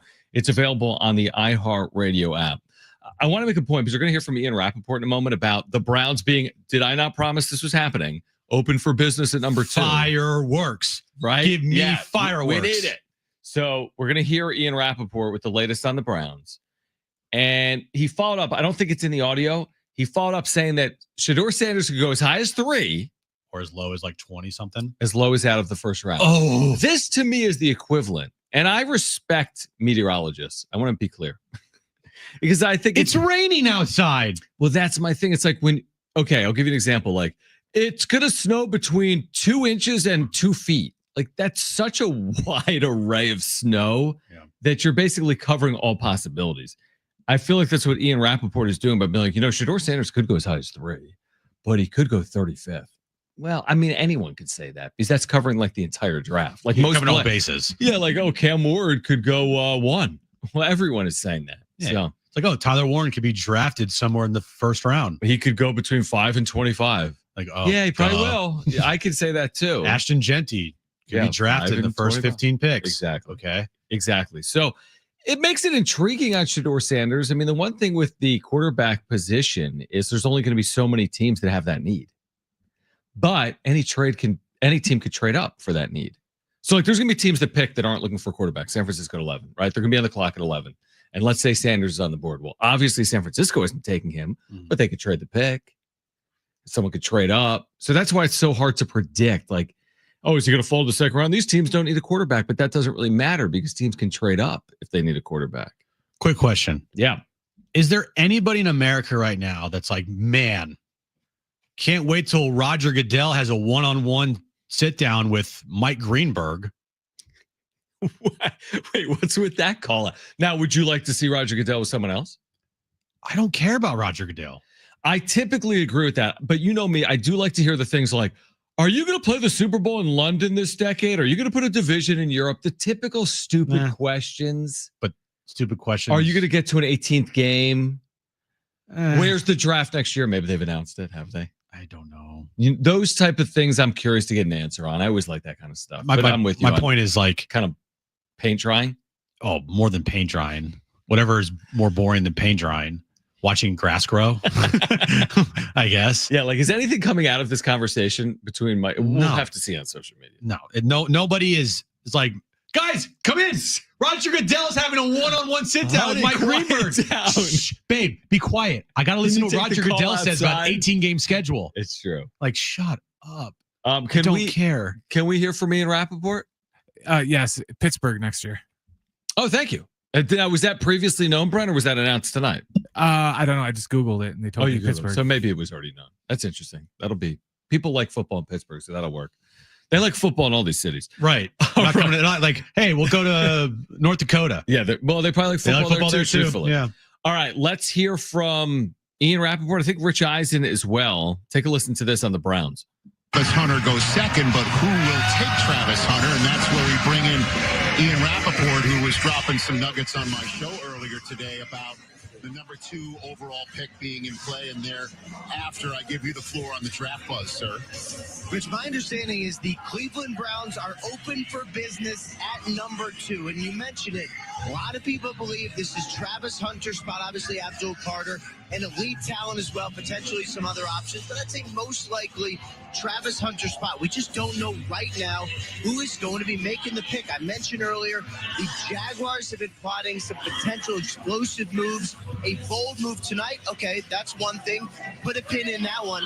I'm told the Browns are open to move.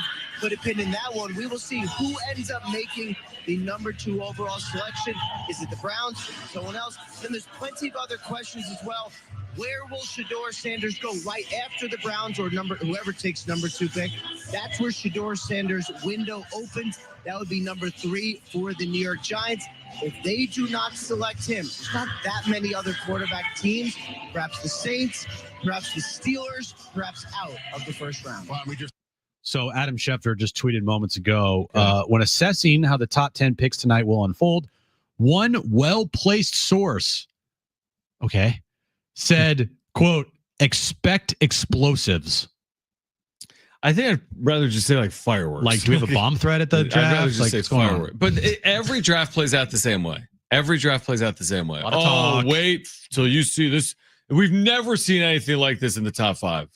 You need people to tune in. That's the game. You do. You're not going to be like, all right, we're expecting the most boring first round ever. No moves, no nothing. All offensive tackles and offensive linemen taken in the first round. Get ready for this, guys. Right, exactly. You thought March Madness went by the book. Wait until you see our first round. Oh, yeah. We're about to really go chalk here.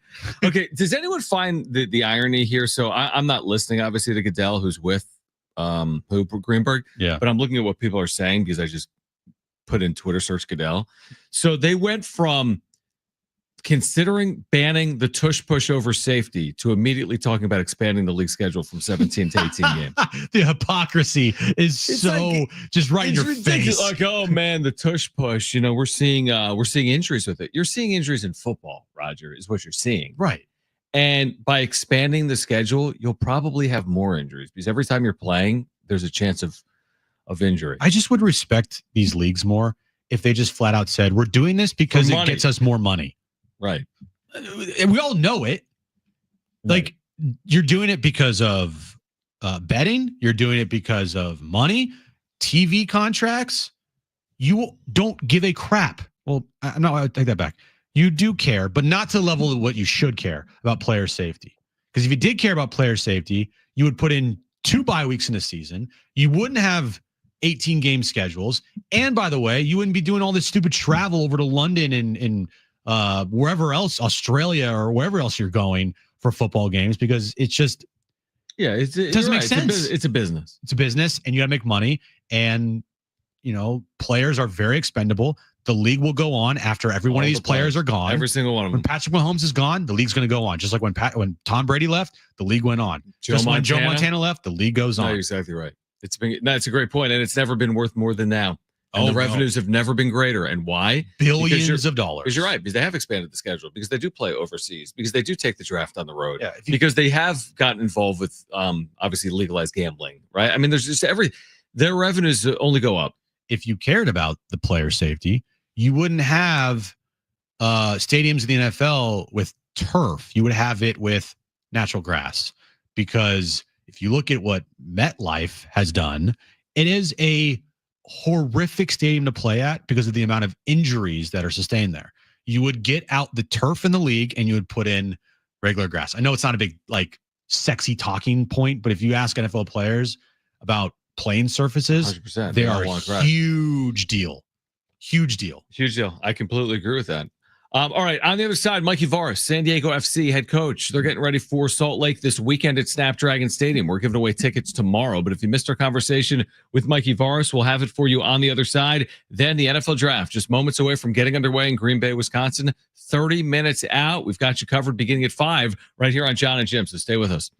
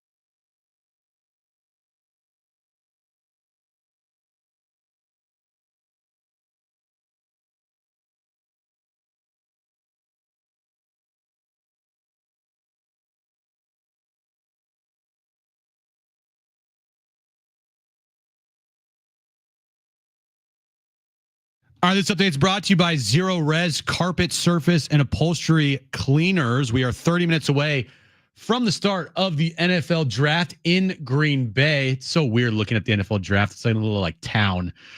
First pick, Tennessee Titans. They're on the clock. Cam Ward's expected to be taken number 1 by the Titans. Moving on to NBA action. A couple of game 3s happening tonight underway in Detroit. Knicks lead the Pistons 28-22. That series is tied at 1 game apiece, 2:23 left in the first quarter there. Grizzlies and Thunder, game 3 in Memphis tonight, 6:30 tip-off time. Thunder looking for a commanding 3-0 series lead. And then Clippers and Nuggets is the night game, 7 p.m. tip-off in LA. That series is tied at 1 game apiece. And of course, the Padres have an off day today. They will take on the Tampa Bay Rays, starting for a 3-game series tomorrow night at Petco Park. Get 3 rooms of carpets clean for just $169 and get a 4th room free at Zero Res Carpet, Surface, and Upholstery Cleaners. The sale ends soon, so visit zerosandiego.com for details and book today. That's zerosandiego.com. All right, 30 minutes out from the NFL draft. We will have you covered. You will hear those initial picks right here on John and Jim. This will get underway around 5 p.m. We mentioned that we have STFC tickets to give away. Be with us tomorrow beginning at 2 p.m. We're giving away a pair of tickets for Saturday at Snapdragon Stadium. If you missed it earlier, we had the head coach of STFC on the show right here on John and Jim. We started the conversation asking him for an assessment of the team 9 matches in. Yeah, thanks for having me. 9 matches in. We're a quarter into the season, so we're like officially the season is rolling, right? Right now we sit in a playoff spot, so if we're able to repeat this quarter 3 more times, we show that we're a competitive team right off the bat, which is nice. I think we're pretty exciting in terms of our attack, our offense. We create a lot, and we play some really creative football. And then it's a team that has fighting team spirit, which I really like. There are definitely some things we want to improve, those being mostly our defending the space in behind and our defending transitions, but we're getting there. We're working really hard to get it right. So you have a good stretch here coming up, 5 of your next 6 games at Snapdragon Stadium. How important is for you guys to take advantage of being here at home, which you've played really well at? Yeah, I think anytime you play at home, you want to make it your fortress, right? And you play in front of your fans, and we have such a vibrant fan base, and they bring so much energy, which also lifts us and brings a ton of energy for us. So it's absolutely vital that you take care of business at home. What are the logistical challenges of what you've had to deal with the last couple of weeks, part of professional sports, but traveling 3,000 miles for a match? Yeah, 100%. You, especially in our sport where you have to sprint and have endurance, it's something that you have to adjust to, right? And we have a lot of guys who haven't played in this league, and they've played in leagues with a lot shorter travel. So, it's a lot about preparation, working hard during the week, but still making sure they get enough rest, and then trying to make home or away from home feel as home as possible. Hotels, the plane, how they hydrate, a lot goes into it, and we're working on it, right? We want to be a strong away team, just like we are a strong home team, and we've won 2 games on the road. But now the challenge is when those trips get bigger and bigger. Going back to your last match here on the road against Charlotte, getting the red card there in the 43rd minute there. Just how difficult is it when your team gets a red card and you have to go an entire half? How does that, change your strategy in a game? Yeah, it's extremely difficult, especially when you're losing the game 1-0, but then it's just like a double challenge when you get the red card and it's a penalty kick. So you go down 2-0. It's always a massive uphill battle. Listen, we decided to go for it, so we kept trying to press. We kept trying to attack, but it's a very good team in Charlotte, so it was always going to be difficult. And then a man down, it just proved too much. Mikey Var's with us right now. You've gotten Chucky obviously back here for these last handful of matches. What has impressed you the most about his performance so far in his debut season in Major League Soccer? I think before his injury, especially that St. Louis game, you could see just how dangerous he is running in behind the back line, the opponent's defending line. He can really stretch the team, the opponent, and then he's really dangerous in 1v1 situations. He's still finding his rhythm back from that moment, and he's had a great week of training, and I would expect us to see him with quite sharp on the weekend. You know, you guys started out red hot this season, and little bumps here and there over the last couple matches. Do you feel like you're not taking teams by surprise anymore? Yeah, that's absolutely a perfect assessment. You know, I think we've put the league on alert that we're pretty good, and teams are going to really, really make sure that they game plan against us and get up for the game. Every opponent that we go to, basically, when we talk to the analysts say, "Hey, you guys are really good." And so when you start to hear these comments over and over again, you know that nobody's taking us lightly. They're not looking at us as an expansion team. They're looking at us as a proper football team who can do damage. So 100%, we're getting everybody's best at this point. What starts changing when you start seeing these opponents for a second time? Yeah, it's interesting, right? Because there's a little bit of muscle memory all of a sudden, but you just have to recognize that they have the same muscle memory that you have against them. So I don't think anything becomes like an advantage or a disadvantage, but there is something comforting for us as an expansion team to say, okay, we're finally playing somebody that we've already played. You know, where a lot of the teams in the league, and it's like this in all sports, like, you know, you've been playing against these guys, and maybe then the coach changes or a few players change, but more or less, you know, the club's identity and you know most of their players. And we really haven't had that experience. So this is going to be the first time we've played someone and we're like, okay, we've played them before already.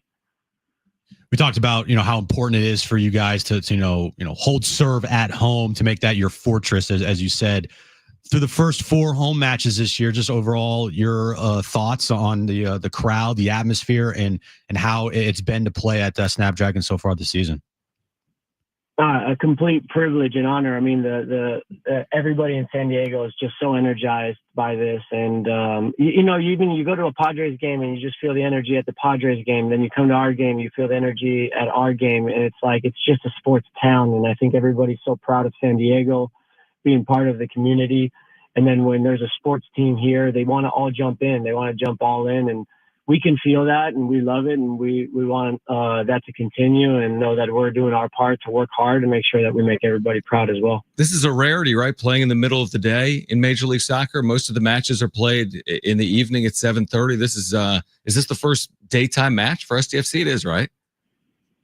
This one won't be because our first game Sunday. That's right. Game of the year Sunday right. At LA. So we've already had this experience twice now. We played during the day against Austin also, but it'll be our first home one. First home one. All right. So 4:30 on Saturday. Again, for SDFC fans, you can, of course, head out there to Snapdragon Stadium. 4:30 is the start time. Pre-match coverage is going to begin at 4 p.m. We'll see if SDFC can get back to the winning ways. Again, 5 of the next 6 matches will be at Snapdragon Stadium. Mikey Varas, we appreciate you taking time for us, and best of luck this weekend. Yeah, thank you so much, guys. Thanks for having me again. All right, so that is this weekend, and the news we have for you is we will give away tickets for that match tomorrow right here on John and Jim. Yeah, you're going to want to be listening right at 2 p.m. when we tell you how to win those tickets tomorrow afternoon for Saturday's match against Real Salt Lake, 4:30 start time. So you're going to want to tune in tomorrow. Big show planned. We have tickets to give away to SDFC versus Real Salt Lake. So, 2 p.m. tomorrow. It's appointment radio. All right, so tune in tomorrow. Kevin Acey is on the show tomorrow as well. We'll get you ready for Padres and Rays. We'll react to round 1 of the NFL draft, which will continue, by the way, tomorrow night as well, and continue through Saturday here with the 2025 NFL draft. It's 20 minutes out. You're getting all the things you would expect to get. I just saw something on social, Jim. I did too. Okay, we both. What did you see? And then I'll share what I saw.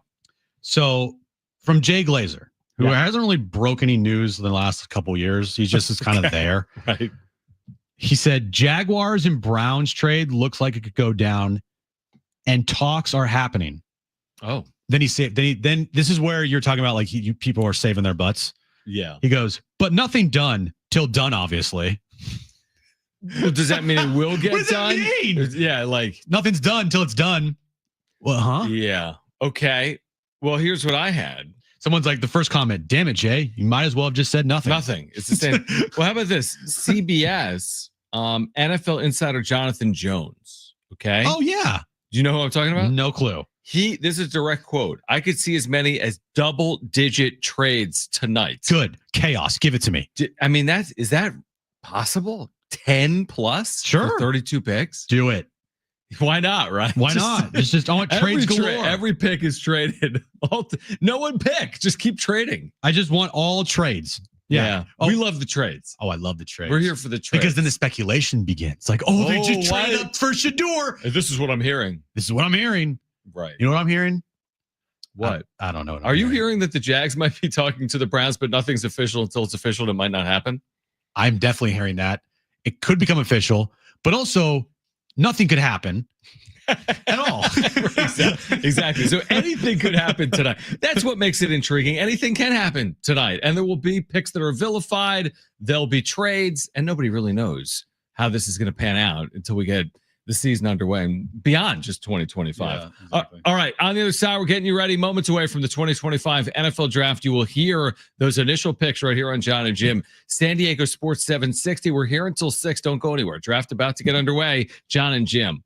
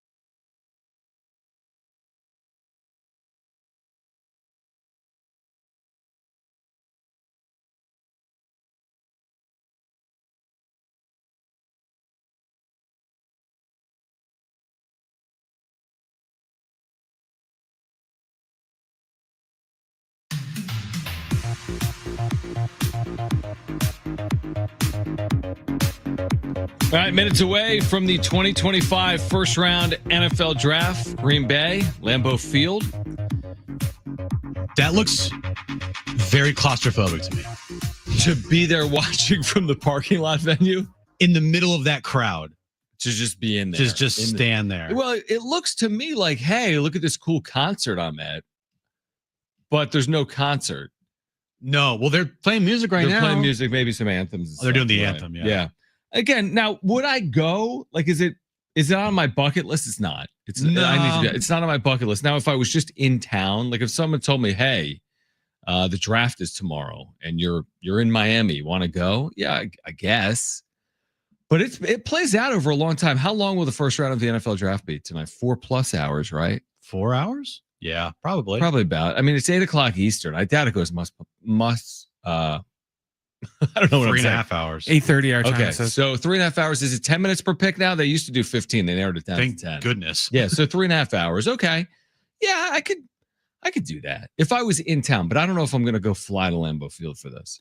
Now, I don't even know I'm going to ask you this question, but like, do I eat meat? No. I'm a vegetarian. If you don't have a team that you're waiting for, like I'm waiting for what the Niners do. Yeah, right? I don't. Once the Niners pick, I'm pretty much out unless right. I see a notification of like Niners traded back up in the first round, then I'm back in. Yeah, but here's the thing. Imagine flying to Lambeau. Just hear me out. You're like, me and my buddy. Oh, yeah. And they trade out of the first round. Now, okay, you go day 2, but and is there any team this year right now that doesn't have a first round pick? My assumption is yes, right? Because there's probably teams with 2. Is any team have 2? Does that mean someone has 0? That's just my guess. So somebody's not even going to pick in the first round. And if there's going to be 10 trades, then someone's not picking in the first round. Because I guarantee you a team is trading out of the first round tonight. A couple things that you don't want to see tonight, especially if you're a Buffalo Bills fan. Do not trade with the Kansas City Chiefs. That's rule number 1. You just can't do it. Just don't do it because every time it's backfired on you, like every single time. Browns picking a quarterback in the first round, probably not going to work out for you. So don't do it. Probably don't do it. Trade the pick. You might want to trade down. What other things? I'll give you one. Give me one. Make sure to be tuned in for the 22nd overall pick when the Chargers are on the board. Okay. Just kidding. Isn't it funny how little there's been this town now cares? Oh man, it's about so the interesting. Chargers and the draft, because I remember when this thing was the biggest thing in this town. Well, of course, and again, the draft. They moved. Obviously, I think that might have been a factor in this. I think it was. Yeah, they're in LA now. The one thing we can't wrap our arms around that I still don't know what % of people do care.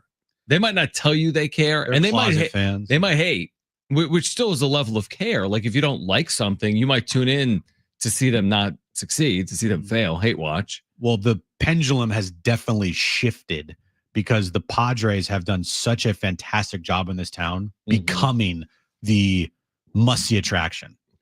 So it is 24/7 Padres. Like more people in this town care about the health of Jake Cronenworth and Jackson Merrill right now than they do about overall pick. What the Chargers are going to do at 22. Yeah, overall. I agree with that.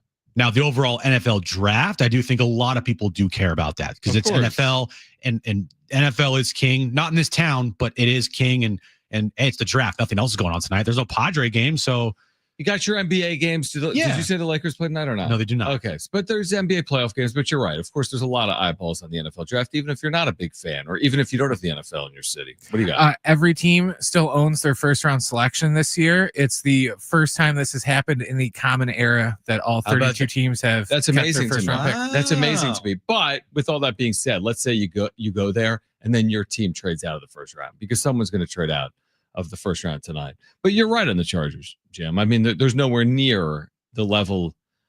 I don't know about the interest, but there certainly isn't the attention. I wonder if even the UT has kind of given up on it. Have they not? I don't even see what are the Chargers going to do with 22 overall in the UT anymore? Oh, they still got Canepa writing his old time articles, and you got some other person there, Krasovic, I think. I'm just going to look is there a Today Charger article in the UT? And I don't see it. So there may be, but I don't see it. But the point. But for 5+ years, you saw it. for fun. At some point, you're going to have to let it go. Like, No, you're not getting the daily like Clipper articles. They left like 50 years ago. It's done, John. But I'm saying from the UT perspective, they were doing it for years. Well, what they should do is like morph towards like just, I guess, all NFL. But then I think that might be what they're doing. They do. Yeah. They have like they have articles like, oh, here's the Kansas City Chiefs. You're like, I don't really know about that. But anyway. Yeah. Anyway. Okay. I'm just scrolling through right now. I mean, they got their big board, top 100 pro. I'm with you. Here's the thing. You don't have to be an NFL market to care about the NFL draft. The thing I say about the NFL draft is you might be a big college football fan and you're curious to know where your team's players go. Like, I'm sure tonight, I'll give you an example. Boise, they don't have an NFL team. Guess what? There's going to be a lot of households in Boise, Idaho watching this draft because of Ashton Genty. Okay, obviously this is bad for radio, but look at this picture. Yeah. But right now, if you just go to Yahoo Sports on social media, or you just go to Shadur Sanders' Instagram account. Okay. He posted a picture of Shadur, himself. He posted a picture of his necklace chain for the NFL draft. Oh, I just saw it. They showed it on TV. Oh my gosh. It's like massive, right? It's the biggest chain I've ever seen in my life, with a money sign and the number 2. And then on the bottom, it says legendary. Yeah. No red flags there. No, not at all. You know what, though? I would just say this with Shador. And then there's also other necklaces and other chains. There's like 1, 2, 3, 4, 5, 6, 7. There's like 7 chains and necklaces on this one table that's underneath this giant chain. That's great, but can I make a point? That doesn't mean he's not going to be a good NFL quarterback. No, but does it? It's like judging books by covers. I mean, that alone doesn't say this guy's destined to fail. I don't think. No, I agree. It's a little. I'm with you. I see what you're saying. I mean, is it a little odd? Am I going to go to the draft with 7? No, maybe not. But, I mean, to each their own is what I would say. That's why I want to know if what's being reported is accurate. When these assistant coaches are like, man, there are red flags. This interview process, he's not okay, let's see. If that's true, then if he goes 3rd overall, what's that assistant coach saying? He looks like an idiot. If he goes 5th overall. Exactly. If a team trades up. If even he goes 9th overall. Because I don't know. I do think he will fall in the draft. Okay. And watch this. Ready?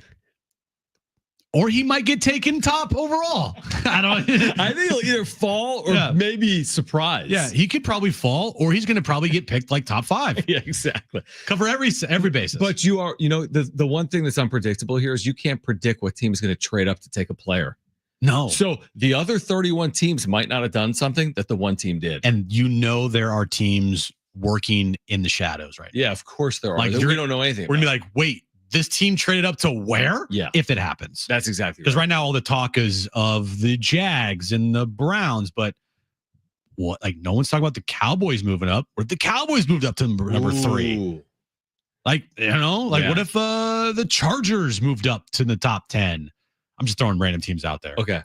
But all the noise is around the top of the draft right now. And so eventually you're going to see a move tonight that we'll be like, didn't see that one coming. Oh, absolutely. And it might happen right away. Could happen. I hope it happens literally right away. Imagine if it's pick number 1. Oh, yes. Give it to me. That would be shocking. I just think it's funny that, it would make sense if he was actually going to go to the draft to have this big ass, Flavor Flav clock size chain. But did you need that just to sit around your house? Or wherever he's at in Texas, he didn't even go to the draft. It's like, I don't know what he's doing. I just kick it in my house with my $80,000 chain on. All right. On the other side of this break, the 2025 NFL draft will get underway, and we've got you covered on John and Jim for the next hour. Those initial picks you're going to hear right here on John and Jim. So it's hour 4. Don't go anywhere. The NFL draft about to get underway. That's next right here on San Diego Sports 760.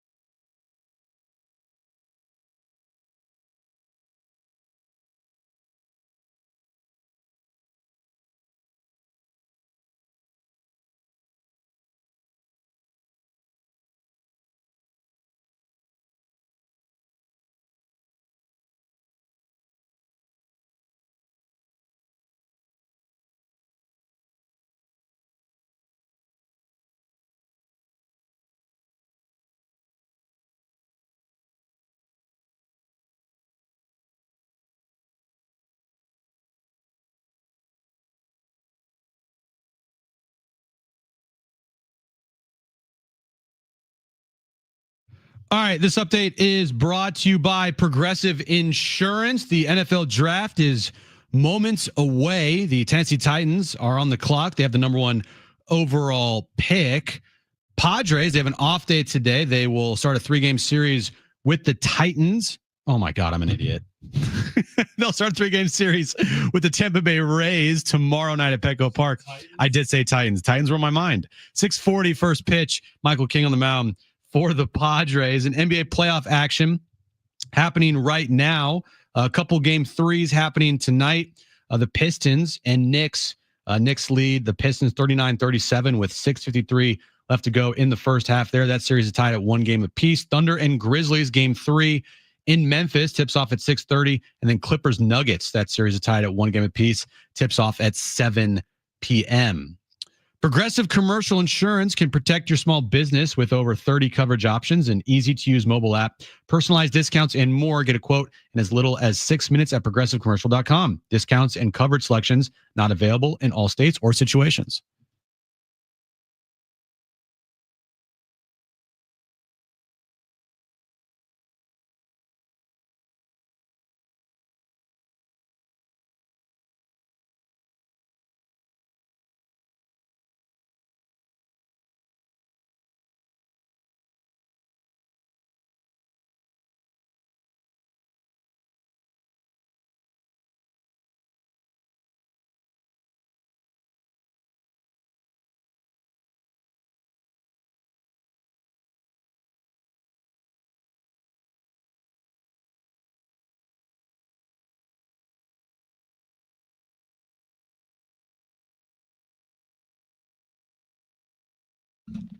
All right, San Diego and Southern California, what's going on? This is the final hour of John and Jim. The 2025 NFL draft is upon us.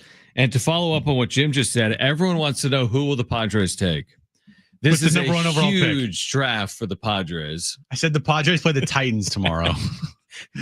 Do you take Jackson Merrill here? You know, how's this going to affect Bronny's legacy? Yeah, AJ Brown. I know.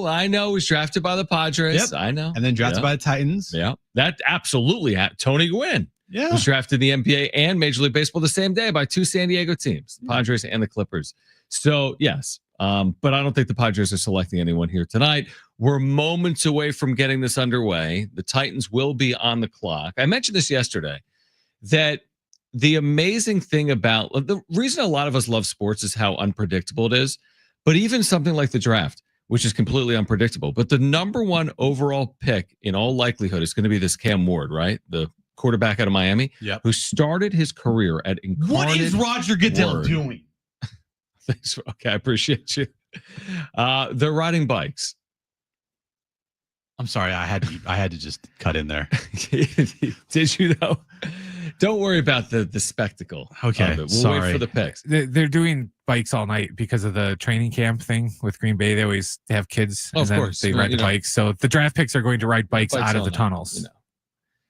That's why we don't bring it up. Okay. But anyway, Cam Ward spent 2 years at a program nobody's ever heard of. I'm like, realistically, like, poll the listening audience, poll everyone at Lambeau Field who's ever heard of Incarnate Word, and that's where he spent his first 2 years. And he's going to go from there to the number 1 pick in the NFL draft. So don't let anyone ever tell you can't do something, because when he got to Incarnate Word, nobody was saying you're going to be the number 1 pick in the draft. You would win a lot of bar bets in Green Bay tonight. Asking that question. People will know now. They're going to tell the story.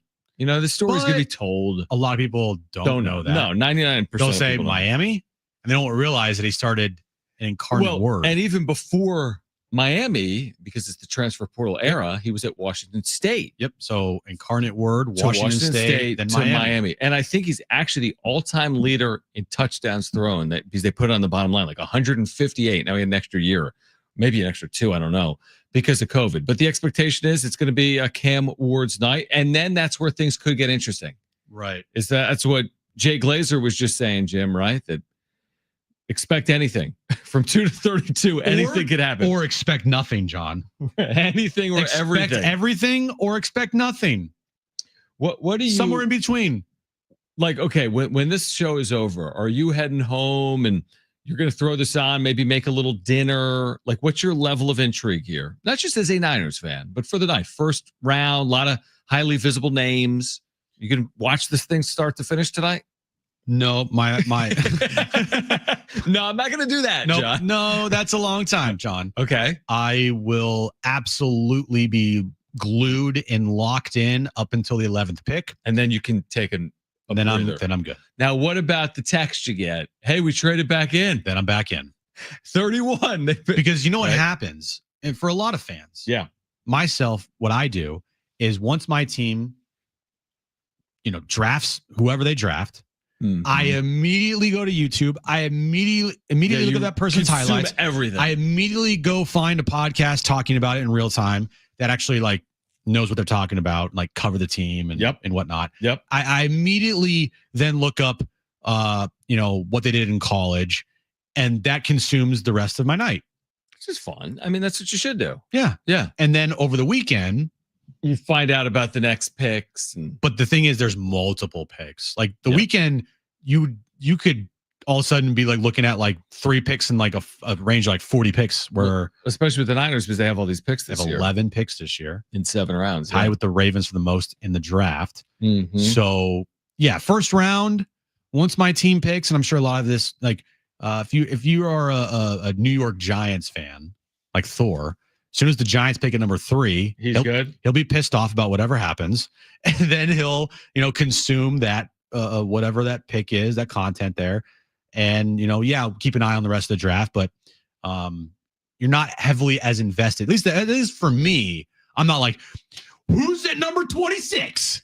See, the way I treat it as I'm such a big college football fan, and I'm more of a generalist with the NFL, that I just like to see it from the college perspective. I want to see Genty, who we watched at Boise. I want to see, players that we saw in the playoff. I just like the thread lines, the through lines, players that have played San Diego State, for example. Josh Simmons is a San Diegan. Helix High, started his career at San Diego State, finished his career at Ohio State. He should go in the first round tonight. So I'm just curious. That's how I watch it. I watch it just curiously. But I will watch it. I will have it on. Chris had even said, should I put the draft? And I said, yeah, put it on. So, yeah, I mean, why not? I mean, again, now it is kind of interesting that more people watch the draft than actual playoff games like the NBA playoffs. The NBA playoffs are going on right now. Good luck, NBA. But more people are going to obviously be watching the NFL draft. How are they doing this, by the way, with all the people inside Lambeau Field and the people outside? I don't even understand what's happening. Because there's 20 or so thousand people in the stadium, and then there's more people outside the stadium? They want to just pack as many people as they possibly can. Because they haven't opened the NFL stadiums before in the other cities, have they? I don't know. I don't remember that. I think they're doing kind of like a watch party type of video in the stadium, because I think they're putting up on the Titantron or whatever. Okay. Right. Well, guess what? The Titans are on the clock. Oh, they have 8 minutes and 51 seconds. Will they have enough time? Is there enough time? They've had months to get ready for this pick. I think there will be. There will be enough time.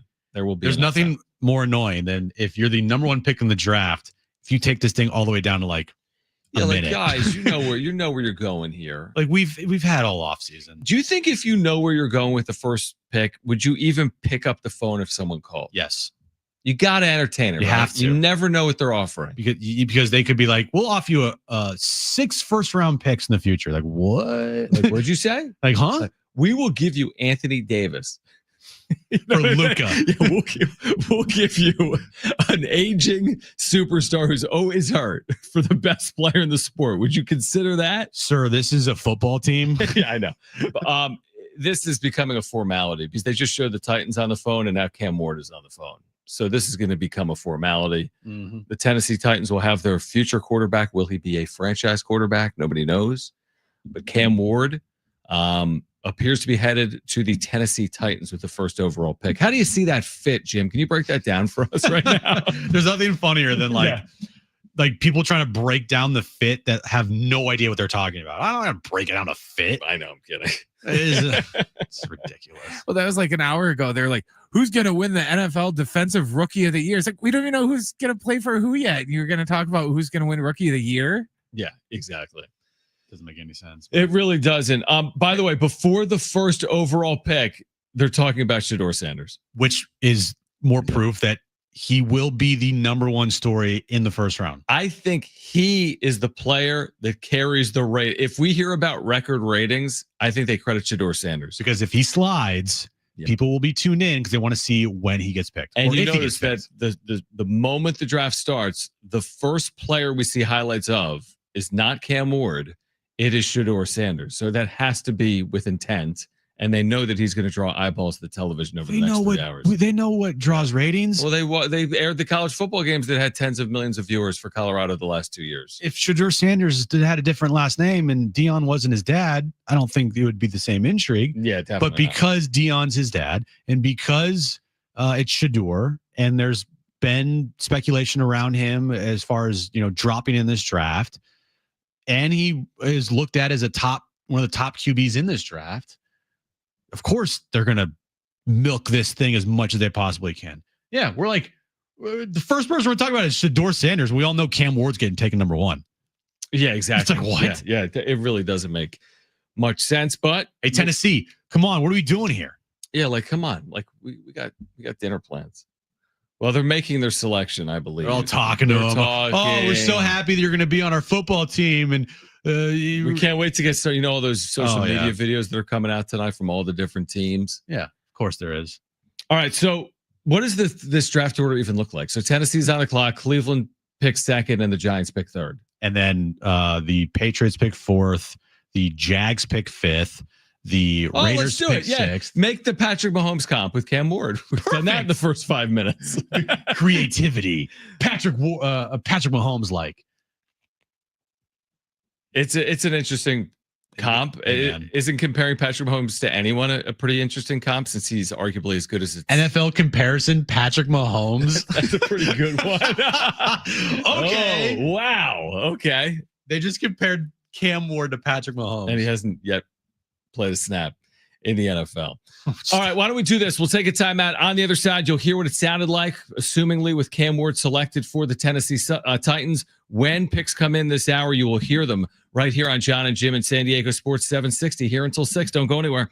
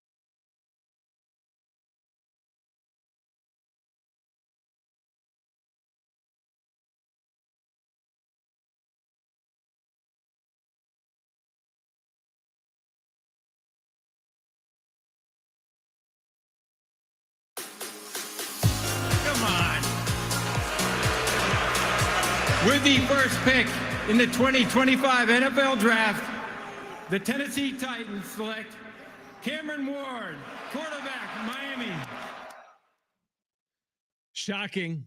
I'm shocked. All right, Cam Ward off the board, first overall pick of the NFL draft. But that is not the story, Jim. Oh, no. Of the first 15 minutes of this draft, we have our first trade of the night. What is it? The Browns are trading the number 2 overall pick, a 4th round pick, and a 6th round pick to the Jags. The Jags are moving up to number 2. They're trading the number 5 overall pick, a 2nd round pick, a 4th round pick, and their 2026 1st round pick to the Browns to jump up to number 2.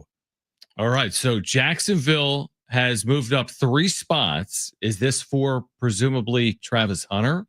That's a lot. A future 1st round pick. Everything else is like kind of swapped, basically. But you're essentially trading a future 1st round pick for Travis Hunter. You're trading a future first for Travis Hunter. That's, if they go there. Yeah, is that too much, you're saying? For a non-quarterback? Maybe. Yeah. Like this guy better be all pro. Wait, so Browns are sending 2, 4th, and 6th, and Jags are sending 5th, a 2nd, and they're 20. Yeah, that's a good point. Their 2026 1st round pick could be like a top 10 pick again. Yeah, exactly. Right. So that's a good amount to give up to move up 3 spots.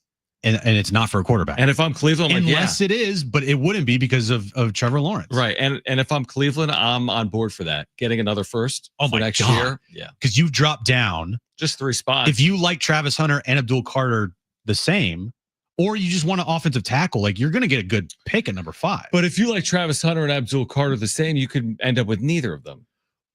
Or you just say, we'll take that risk because that future 1st round pick is more valuable. Yeah, you're not one player away, Cleveland. You need multiple. So you're getting now 2 high-end picks. You're getting the 5th pick in this draft. You're getting a top 10 pick, like you said, in 2026, plus another top 10 your pick, own maybe. 2026. Yeah, you could start building something. You could have 2 picks in the top 10 next year. Right. And you were going to get a top 5 pick this year as well. So the next 2 seasons, you'll get potentially 3 top 10 picks. Yeah, so real impact for a team that needs multiple pieces and isn't like one player away, obviously. So the Jaguars all of a sudden, remember the speculation heading into today was Jacksonville might appeal, or Genty might appeal to Jacksonville at 5. If they took Genty here, there's no way they would trade up to no shot. They wouldn't trade up to do it.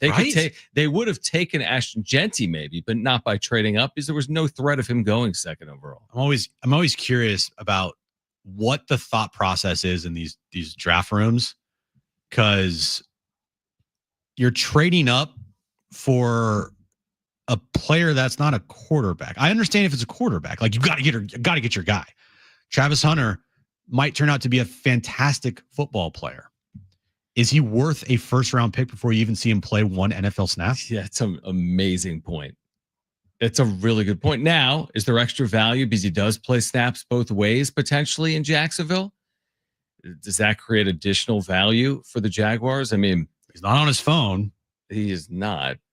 Like, come on, camera crew, find me the player that's on their phone. Well, and it is the pick is in. That's a good point. But maybe he already was on his phone, right? Because the pick is in. But he would still be on his phone. Yeah, potentially. Yeah, this is intriguing. Oh, they're very excited in the Jacksonville war room. Oh, they're all excited. Look at Tony Khan. Tony Khan running an awful wrestling promotion. Maybe he's the reason why they did this awful trade here. Well, let's see. That's the thing. Nobody really knows if it's a bad trade or not because we don't know who they selected or how the player plays. We don't know. I just think it's too much. Off first glance, I think it's too much. Okay, so Jacksonville trades up. The Browns are back at 5, which means the top 5 picks are Jacksonville, the Giants, the Patriots, and now the Browns. Here's Jacksonville's pick. We're going to listen in momentarily. The commissioner's heading to the podium, which is about a mile away. Imagine people in the crowd that don't have any cell service. Like, what's going on? Yeah, I wonder if you would have cell service. It's iffy in Green Bay, honestly. And there's like hundreds of thousands. And with so many people there, the cell service is probably not great. All right, let's listen in to the commissioner of the NFL. While we are here tonight to celebrate the 32 young men entering the NFL, I'm honored to take a moment to recognize a player who's made a profound impact on and off the field. The Walter Payton NFL Man of the Year Award, presented by Nationwide, recognizes one player each year who best represents greatness and compassion both on and off the field and in the community. Tonight, we are proudly joined by the 2024 Walter Payton NFL Man of the Year, Eric Armstead.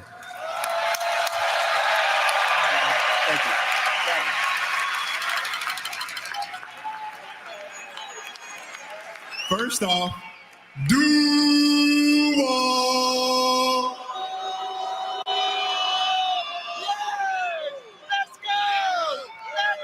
I want to say thank you to the commissioner. Thank you to the Payton family and the NFL and nationwide. And also, too, tonight I want to encourage each player embarking on the NFL journey to identify a passion close to their heart and act upon it. Take longer, you can't. Use your platform to make your community, the league, and this world a better place. As we remember Walter Payton, strive to leave a positive legacy of your own. Thank you.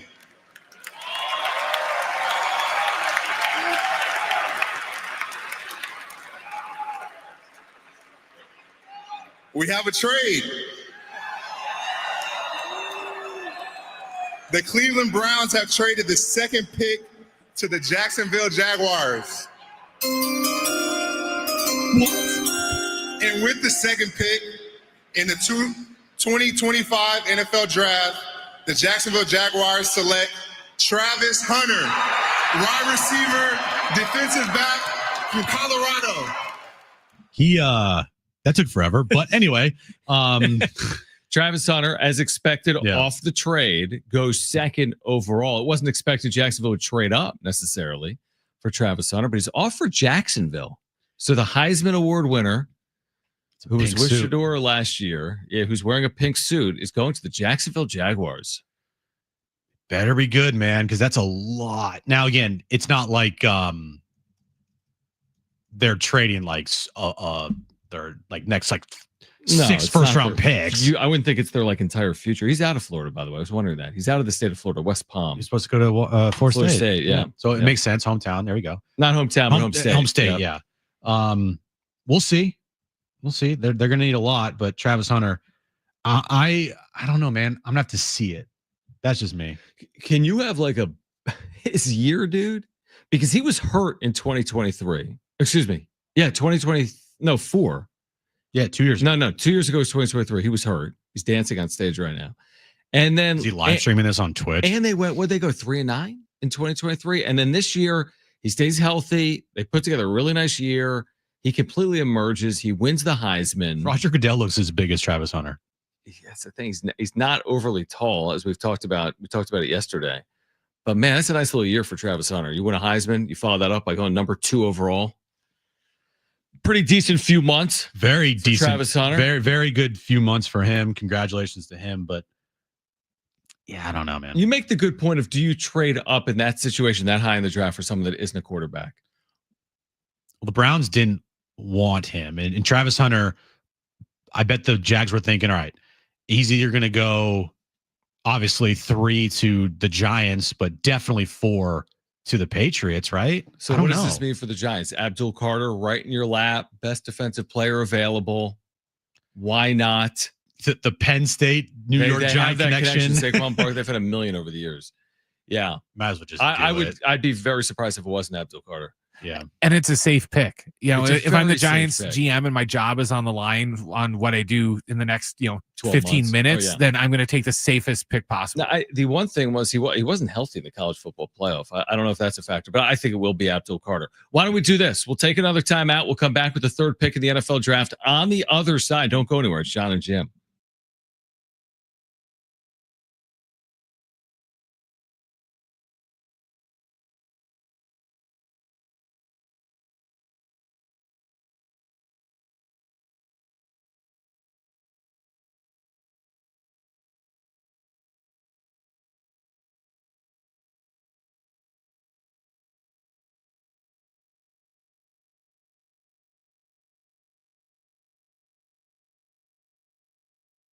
All right, so hey guys, it is John and Jim again for our friends over at Hamul Casino, the all-new Hamul and Casino and Resort, the Players Place, every single Monday in April, including next Monday. You've got a chance to win big. 10 winners every hour, 7, 8, 9 p.m. Earn entries all month long, 2 times entries on Wednesdays, $500 cash for all winners at least, and a chance to win up to $25,000. It's a promotion you're not going to want to miss. And join them at Loft 94 for Sunset Trivia every Tuesday from 8 p.m. to 10 p.m.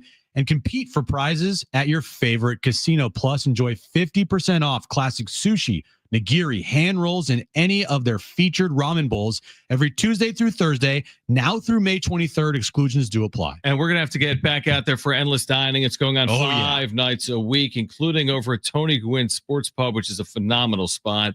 They've gone over the top: crab, shrimp, dynamite salmon, and more. Plus, don't miss the carving station for those that like a little turf with their surf at the all-new Hamul Casino and Resort, the Players Place.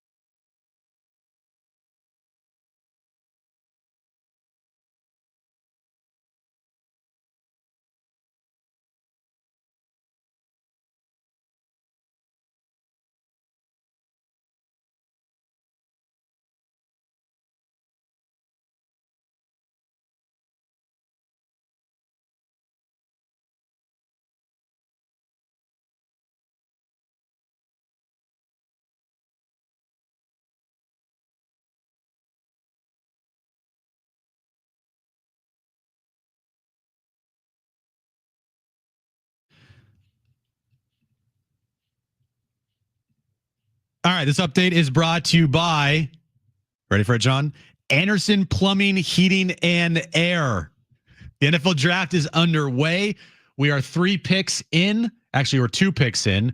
Cam Ward went number 1 overall. Travis Hunter went number 2 overall to the Jacksonville Jaguars as they traded up to the number 2 overall pick. And we are at the number 3 overall pick right now with the New York Giants. You'll hear that coming up here after this update. NBA postseason action underway right now. The Knicks lead the Pistons 66-53 at the half. Thunder and Grizzlies game 3 tips off at 6:30, and Nuggets Clippers tips off at 7 p.m. Rebate funds are running out fast. Don't get left behind. At Anderson Plumbing, they're buying back your old water heater and giving you $500 in instant savings. Call Anderson PHA today. Nobody wows clients like they do.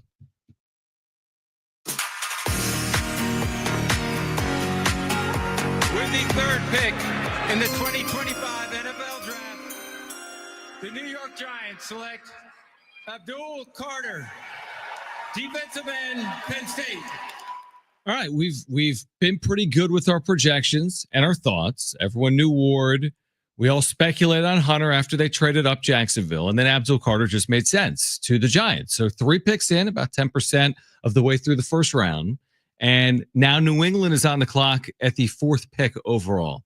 Kind of how we've expected this to play out to some extent. Ward, Hunter, Carter, top 3 picks. Nothing crazy there. I think maybe 2 months ago or a month ago, you probably might have put Shador in that mix. But now, after everything that's happened the last couple of days, this was the top 3 in some order. You said something interesting to me when we found out it was going to be Abdul Carter. You're like, the drop is officially on with Shador. I'm like, I don't know. I mean, even 2 days ago, his over-under on selection was pick 8.5.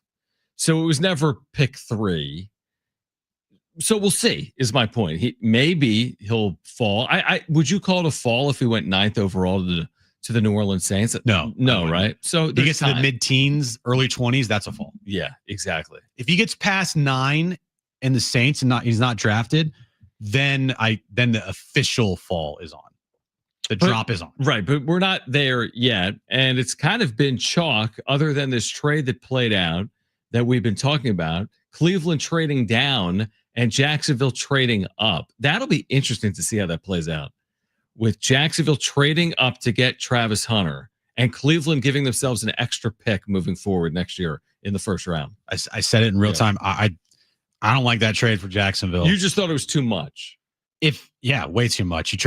You essentially are trading a first round pick, an extra first round pick for Travis Hunter. Oh, okay. Right. I mean, I get it. You love the kid, and when you love a player, you just go up and get him. And maybe it will work out to where that first round draft pick next year doesn't turn out to be anything. And Travis Hunter turns out to be like an all-pro stud. And then it's worth it. And then you say, all right, we gave up an extra first round pick. Could we have used that first round pick? Yeah, of course we could have. But we got the player we wanted, and it all worked out. So if you're Jacksonville, that's what you're hoping for. But if Travis Hunter turns out to be just kind of like an average player, not an all-pro player, you just traded a first-round pick for him. Yeah, here's all you need to know. Our buddy, friend of the show, John Fanta, who's a diehard Browns fan, he likes the trade. He's like, that's a haul. You get another first for. You're not fully sold on Travis Hunter, and you get another pick that's probably in the top 10 next year. Mm-hmm. That's too much to pass up. Now, imagine this. So Myles Garrett, best defensive edge rusher in the league. Yes, probably. What if, and I'm just speculating, obviously, Mason Graham from Michigan, the best defensive tackle in the draft. Yeah. You pair him with Myles Garrett. That could work. And you just got another first round pick. That could work pretty well. That would work out very well. Still might have to score some points, but that could work. Or you take the corner out of Michigan. Maybe that might be a little too high for him. But still, I think the Browns are sitting in a good spot. They actually did something that was like smart here, trading down and getting an extra first round pick. That doesn't often happen in the same sentence. Browns and smart. No, but Travis Hunter has to be an all pro. Right. You're talking about, by the way, the Michigan corner is Will Johnson. Will Johnson. Yeah, Michigan has a lot of picks towards the top of this potentially. Yeah. A tight end, Colston Loveland, the defensive tackle, Mason Graham, and then Will Johnson, their corner, as well. Now, there's a bunch of offensive tackles that will get taken here in the top 10, which, by the way, is always it's not the sexy picks, but those are the smart picks. We get enamored with the Travis Hunters, and then you look up, you're like, oh, this guy was a 14-time All-Pro as a right tackle. Like for Brent's Bears, I'm sure if you guys took an offensive tackle at number 10, that makes sense. That would make sense for you, and you would like it, right? That's what I want them to do. I want an edge rusher or an offensive lineman, right? Because you've already made your flashy quarterback, wide receiver pick. Yep. Now you need the pieces around him to protect him, which are the most important parts of a football team. And you need way more of them because you need 5 offensive linemen. Like you can't just have one wide receiver, and you can't just have one good offensive lineman. You can't have too many good linemen. We've learned this time and time again. We always get enamored with skill, and the truth is, it always starts in the trenches. It's the story of football. So where are we at right now? We're at pick 4. Now they're in commercial break, or are they? I think they are for the first time. Okay, so they wouldn't do it during commercial in the first round. So that means New England is on the clock, and then it's going to be who has the 5th overall pick. That would be now the Cleveland Browns, right? And then Cleveland, followed by the Raiders. Followed by the Raiders at 6. 7. So we might get through 6 during the show, maybe. Who's 7? I'm drawing a blank. It's a great question. 7. Oh, Carolina. No, Jets. Oh, Jets. And then Carolina's Carolina 8. Yeah. And then 9 is the Saints, 10 is the Bears, 11 is the Niners, 12 is the Cowboys. Can you keep going? That's all I got for you. And then the Dolphins. Because all I cared about was like the top 12.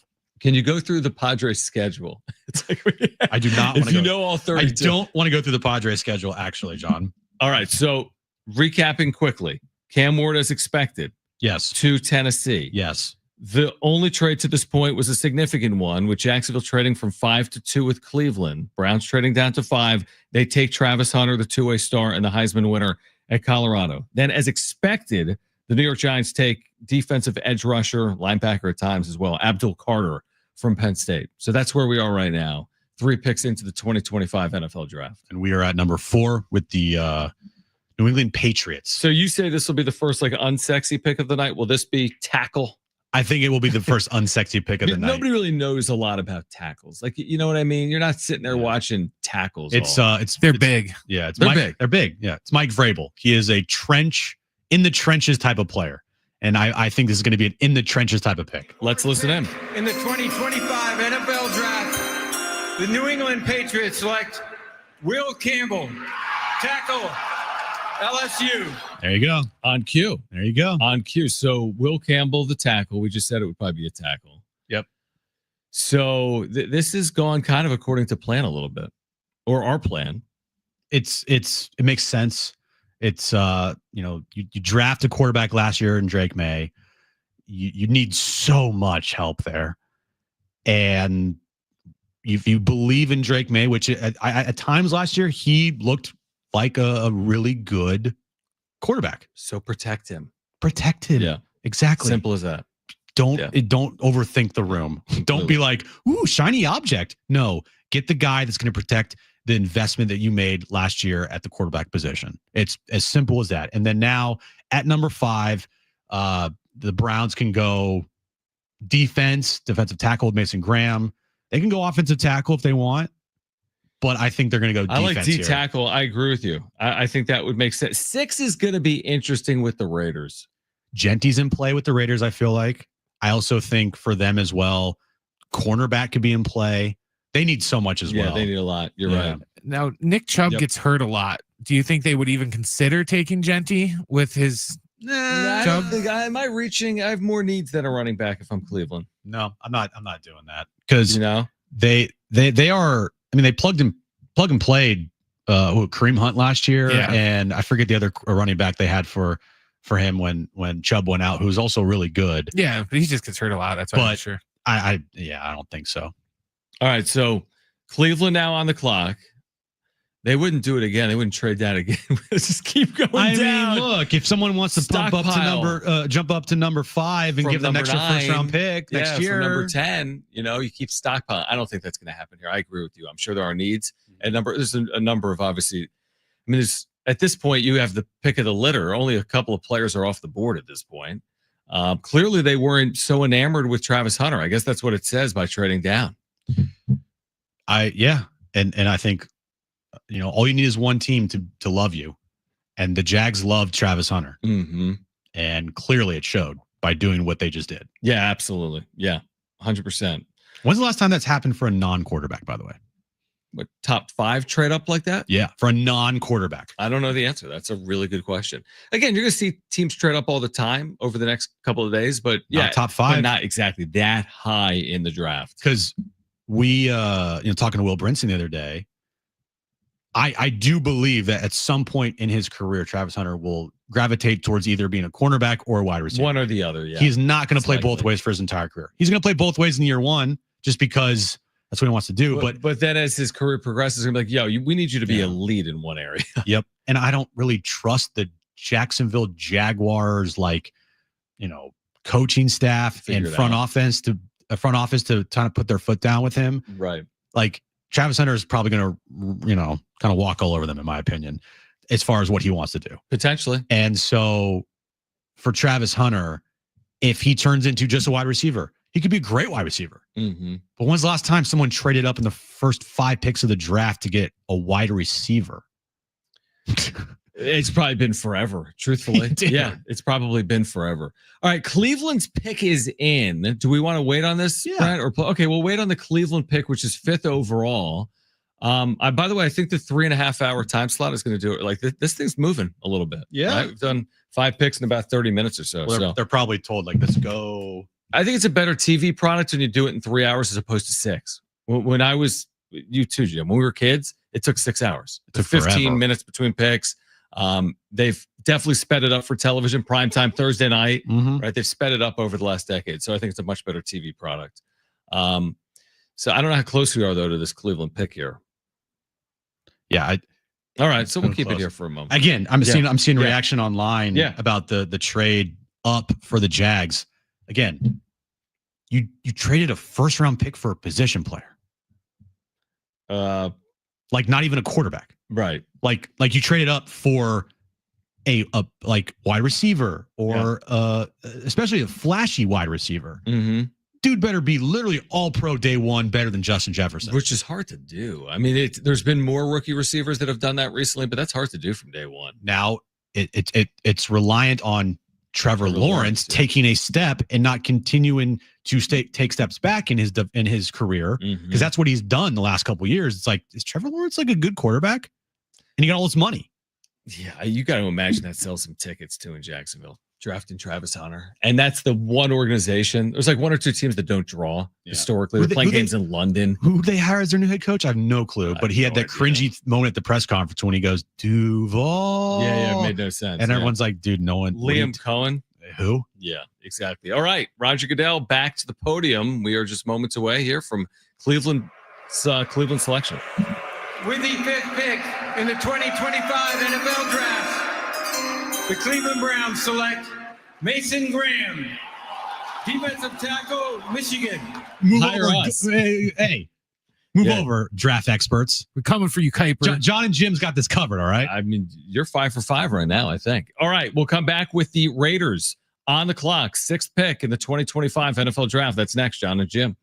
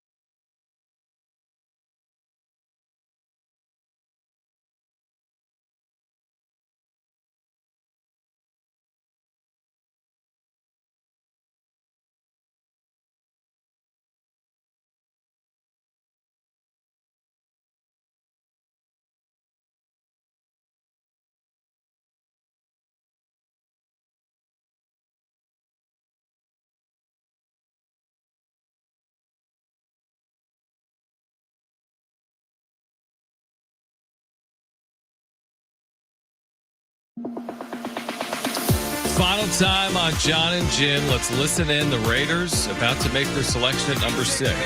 In the 2025 NFL Draft, the Las Vegas Raiders select Ashton Genty, running back, Boise State. We're quitting our Jim. Good, we're safe. Hey, Mil Kiper, bro. Move over. Scoot over. John and Jim's got this, all right? We're 6 for 6. Yeah, easy. Kind of. I mean, this part is easier than later. Right. Obviously in the draft. But no one can predict later. It's all about the top 10 picks that people predict. No doubt. I mean, Genty from Boise State to 6th overall as a running back is an amazing accomplishment. It's hard to go 6th overall as a running back. And to do it from Boise and the year he just put together is kind of incredible. Look, it makes sense for what the Raiders are going to want to do. You got Geno Smith there, Pete Carroll. This is his Marshawn Lynch. Mm-hmm. And they're going to build through the running game because that's what Pete Carroll's team do. You know, so they have Geno Smith in there. They're not going to ask him to do a whole lot. Like, it's basically going to be what he did in Seattle. And Seattle had, who was their running back in Seattle that always got hurt? Kenneth Walker. Yeah. And, you know, that's what they're doing here in Las Vegas, but with, I think, a much better running back in Ashton Genty. You take the over or under on 2,601 rushing yards. I'm going to take the under on that next year. Here's the thing with Genty. You got a good one. That we know. That doesn't solve all problems, but they're going to, I mean, there's no world where right away he's going to be one of the better backs in the NFL, right? And it's a state, I think he's going to be a top, right away. At least a top 10 for sure. Yeah. And it's cool. It's good for him. He's going to a stadium that he's played a bunch of times in college football. You're right. Against UNLV in maybe a Mountain West title game. You're right. He's absolutely played in Vegas. So he stays in the West. Genty to the Raiders at 6th overall. Okay. Interesting. Who's on the clock, Jim? That would be the Carolina Panthers. No. You keep saying it. It's the Jets, I think. Oh, the Jets. The Jets. What mistake will they make? Exactly. Take Shador. Take Shador. Please. Take Shador. Oh my gosh. How come that hasn't been discussed as a possibility? Because it makes it probably because it won't work out and it'll burn. Here's a couple players that they could take. Jalen Walker from Georgia, the edge rusher. Tyler Warren, the tight end. Yep. From obviously Penn State. They could go offensive tackle here.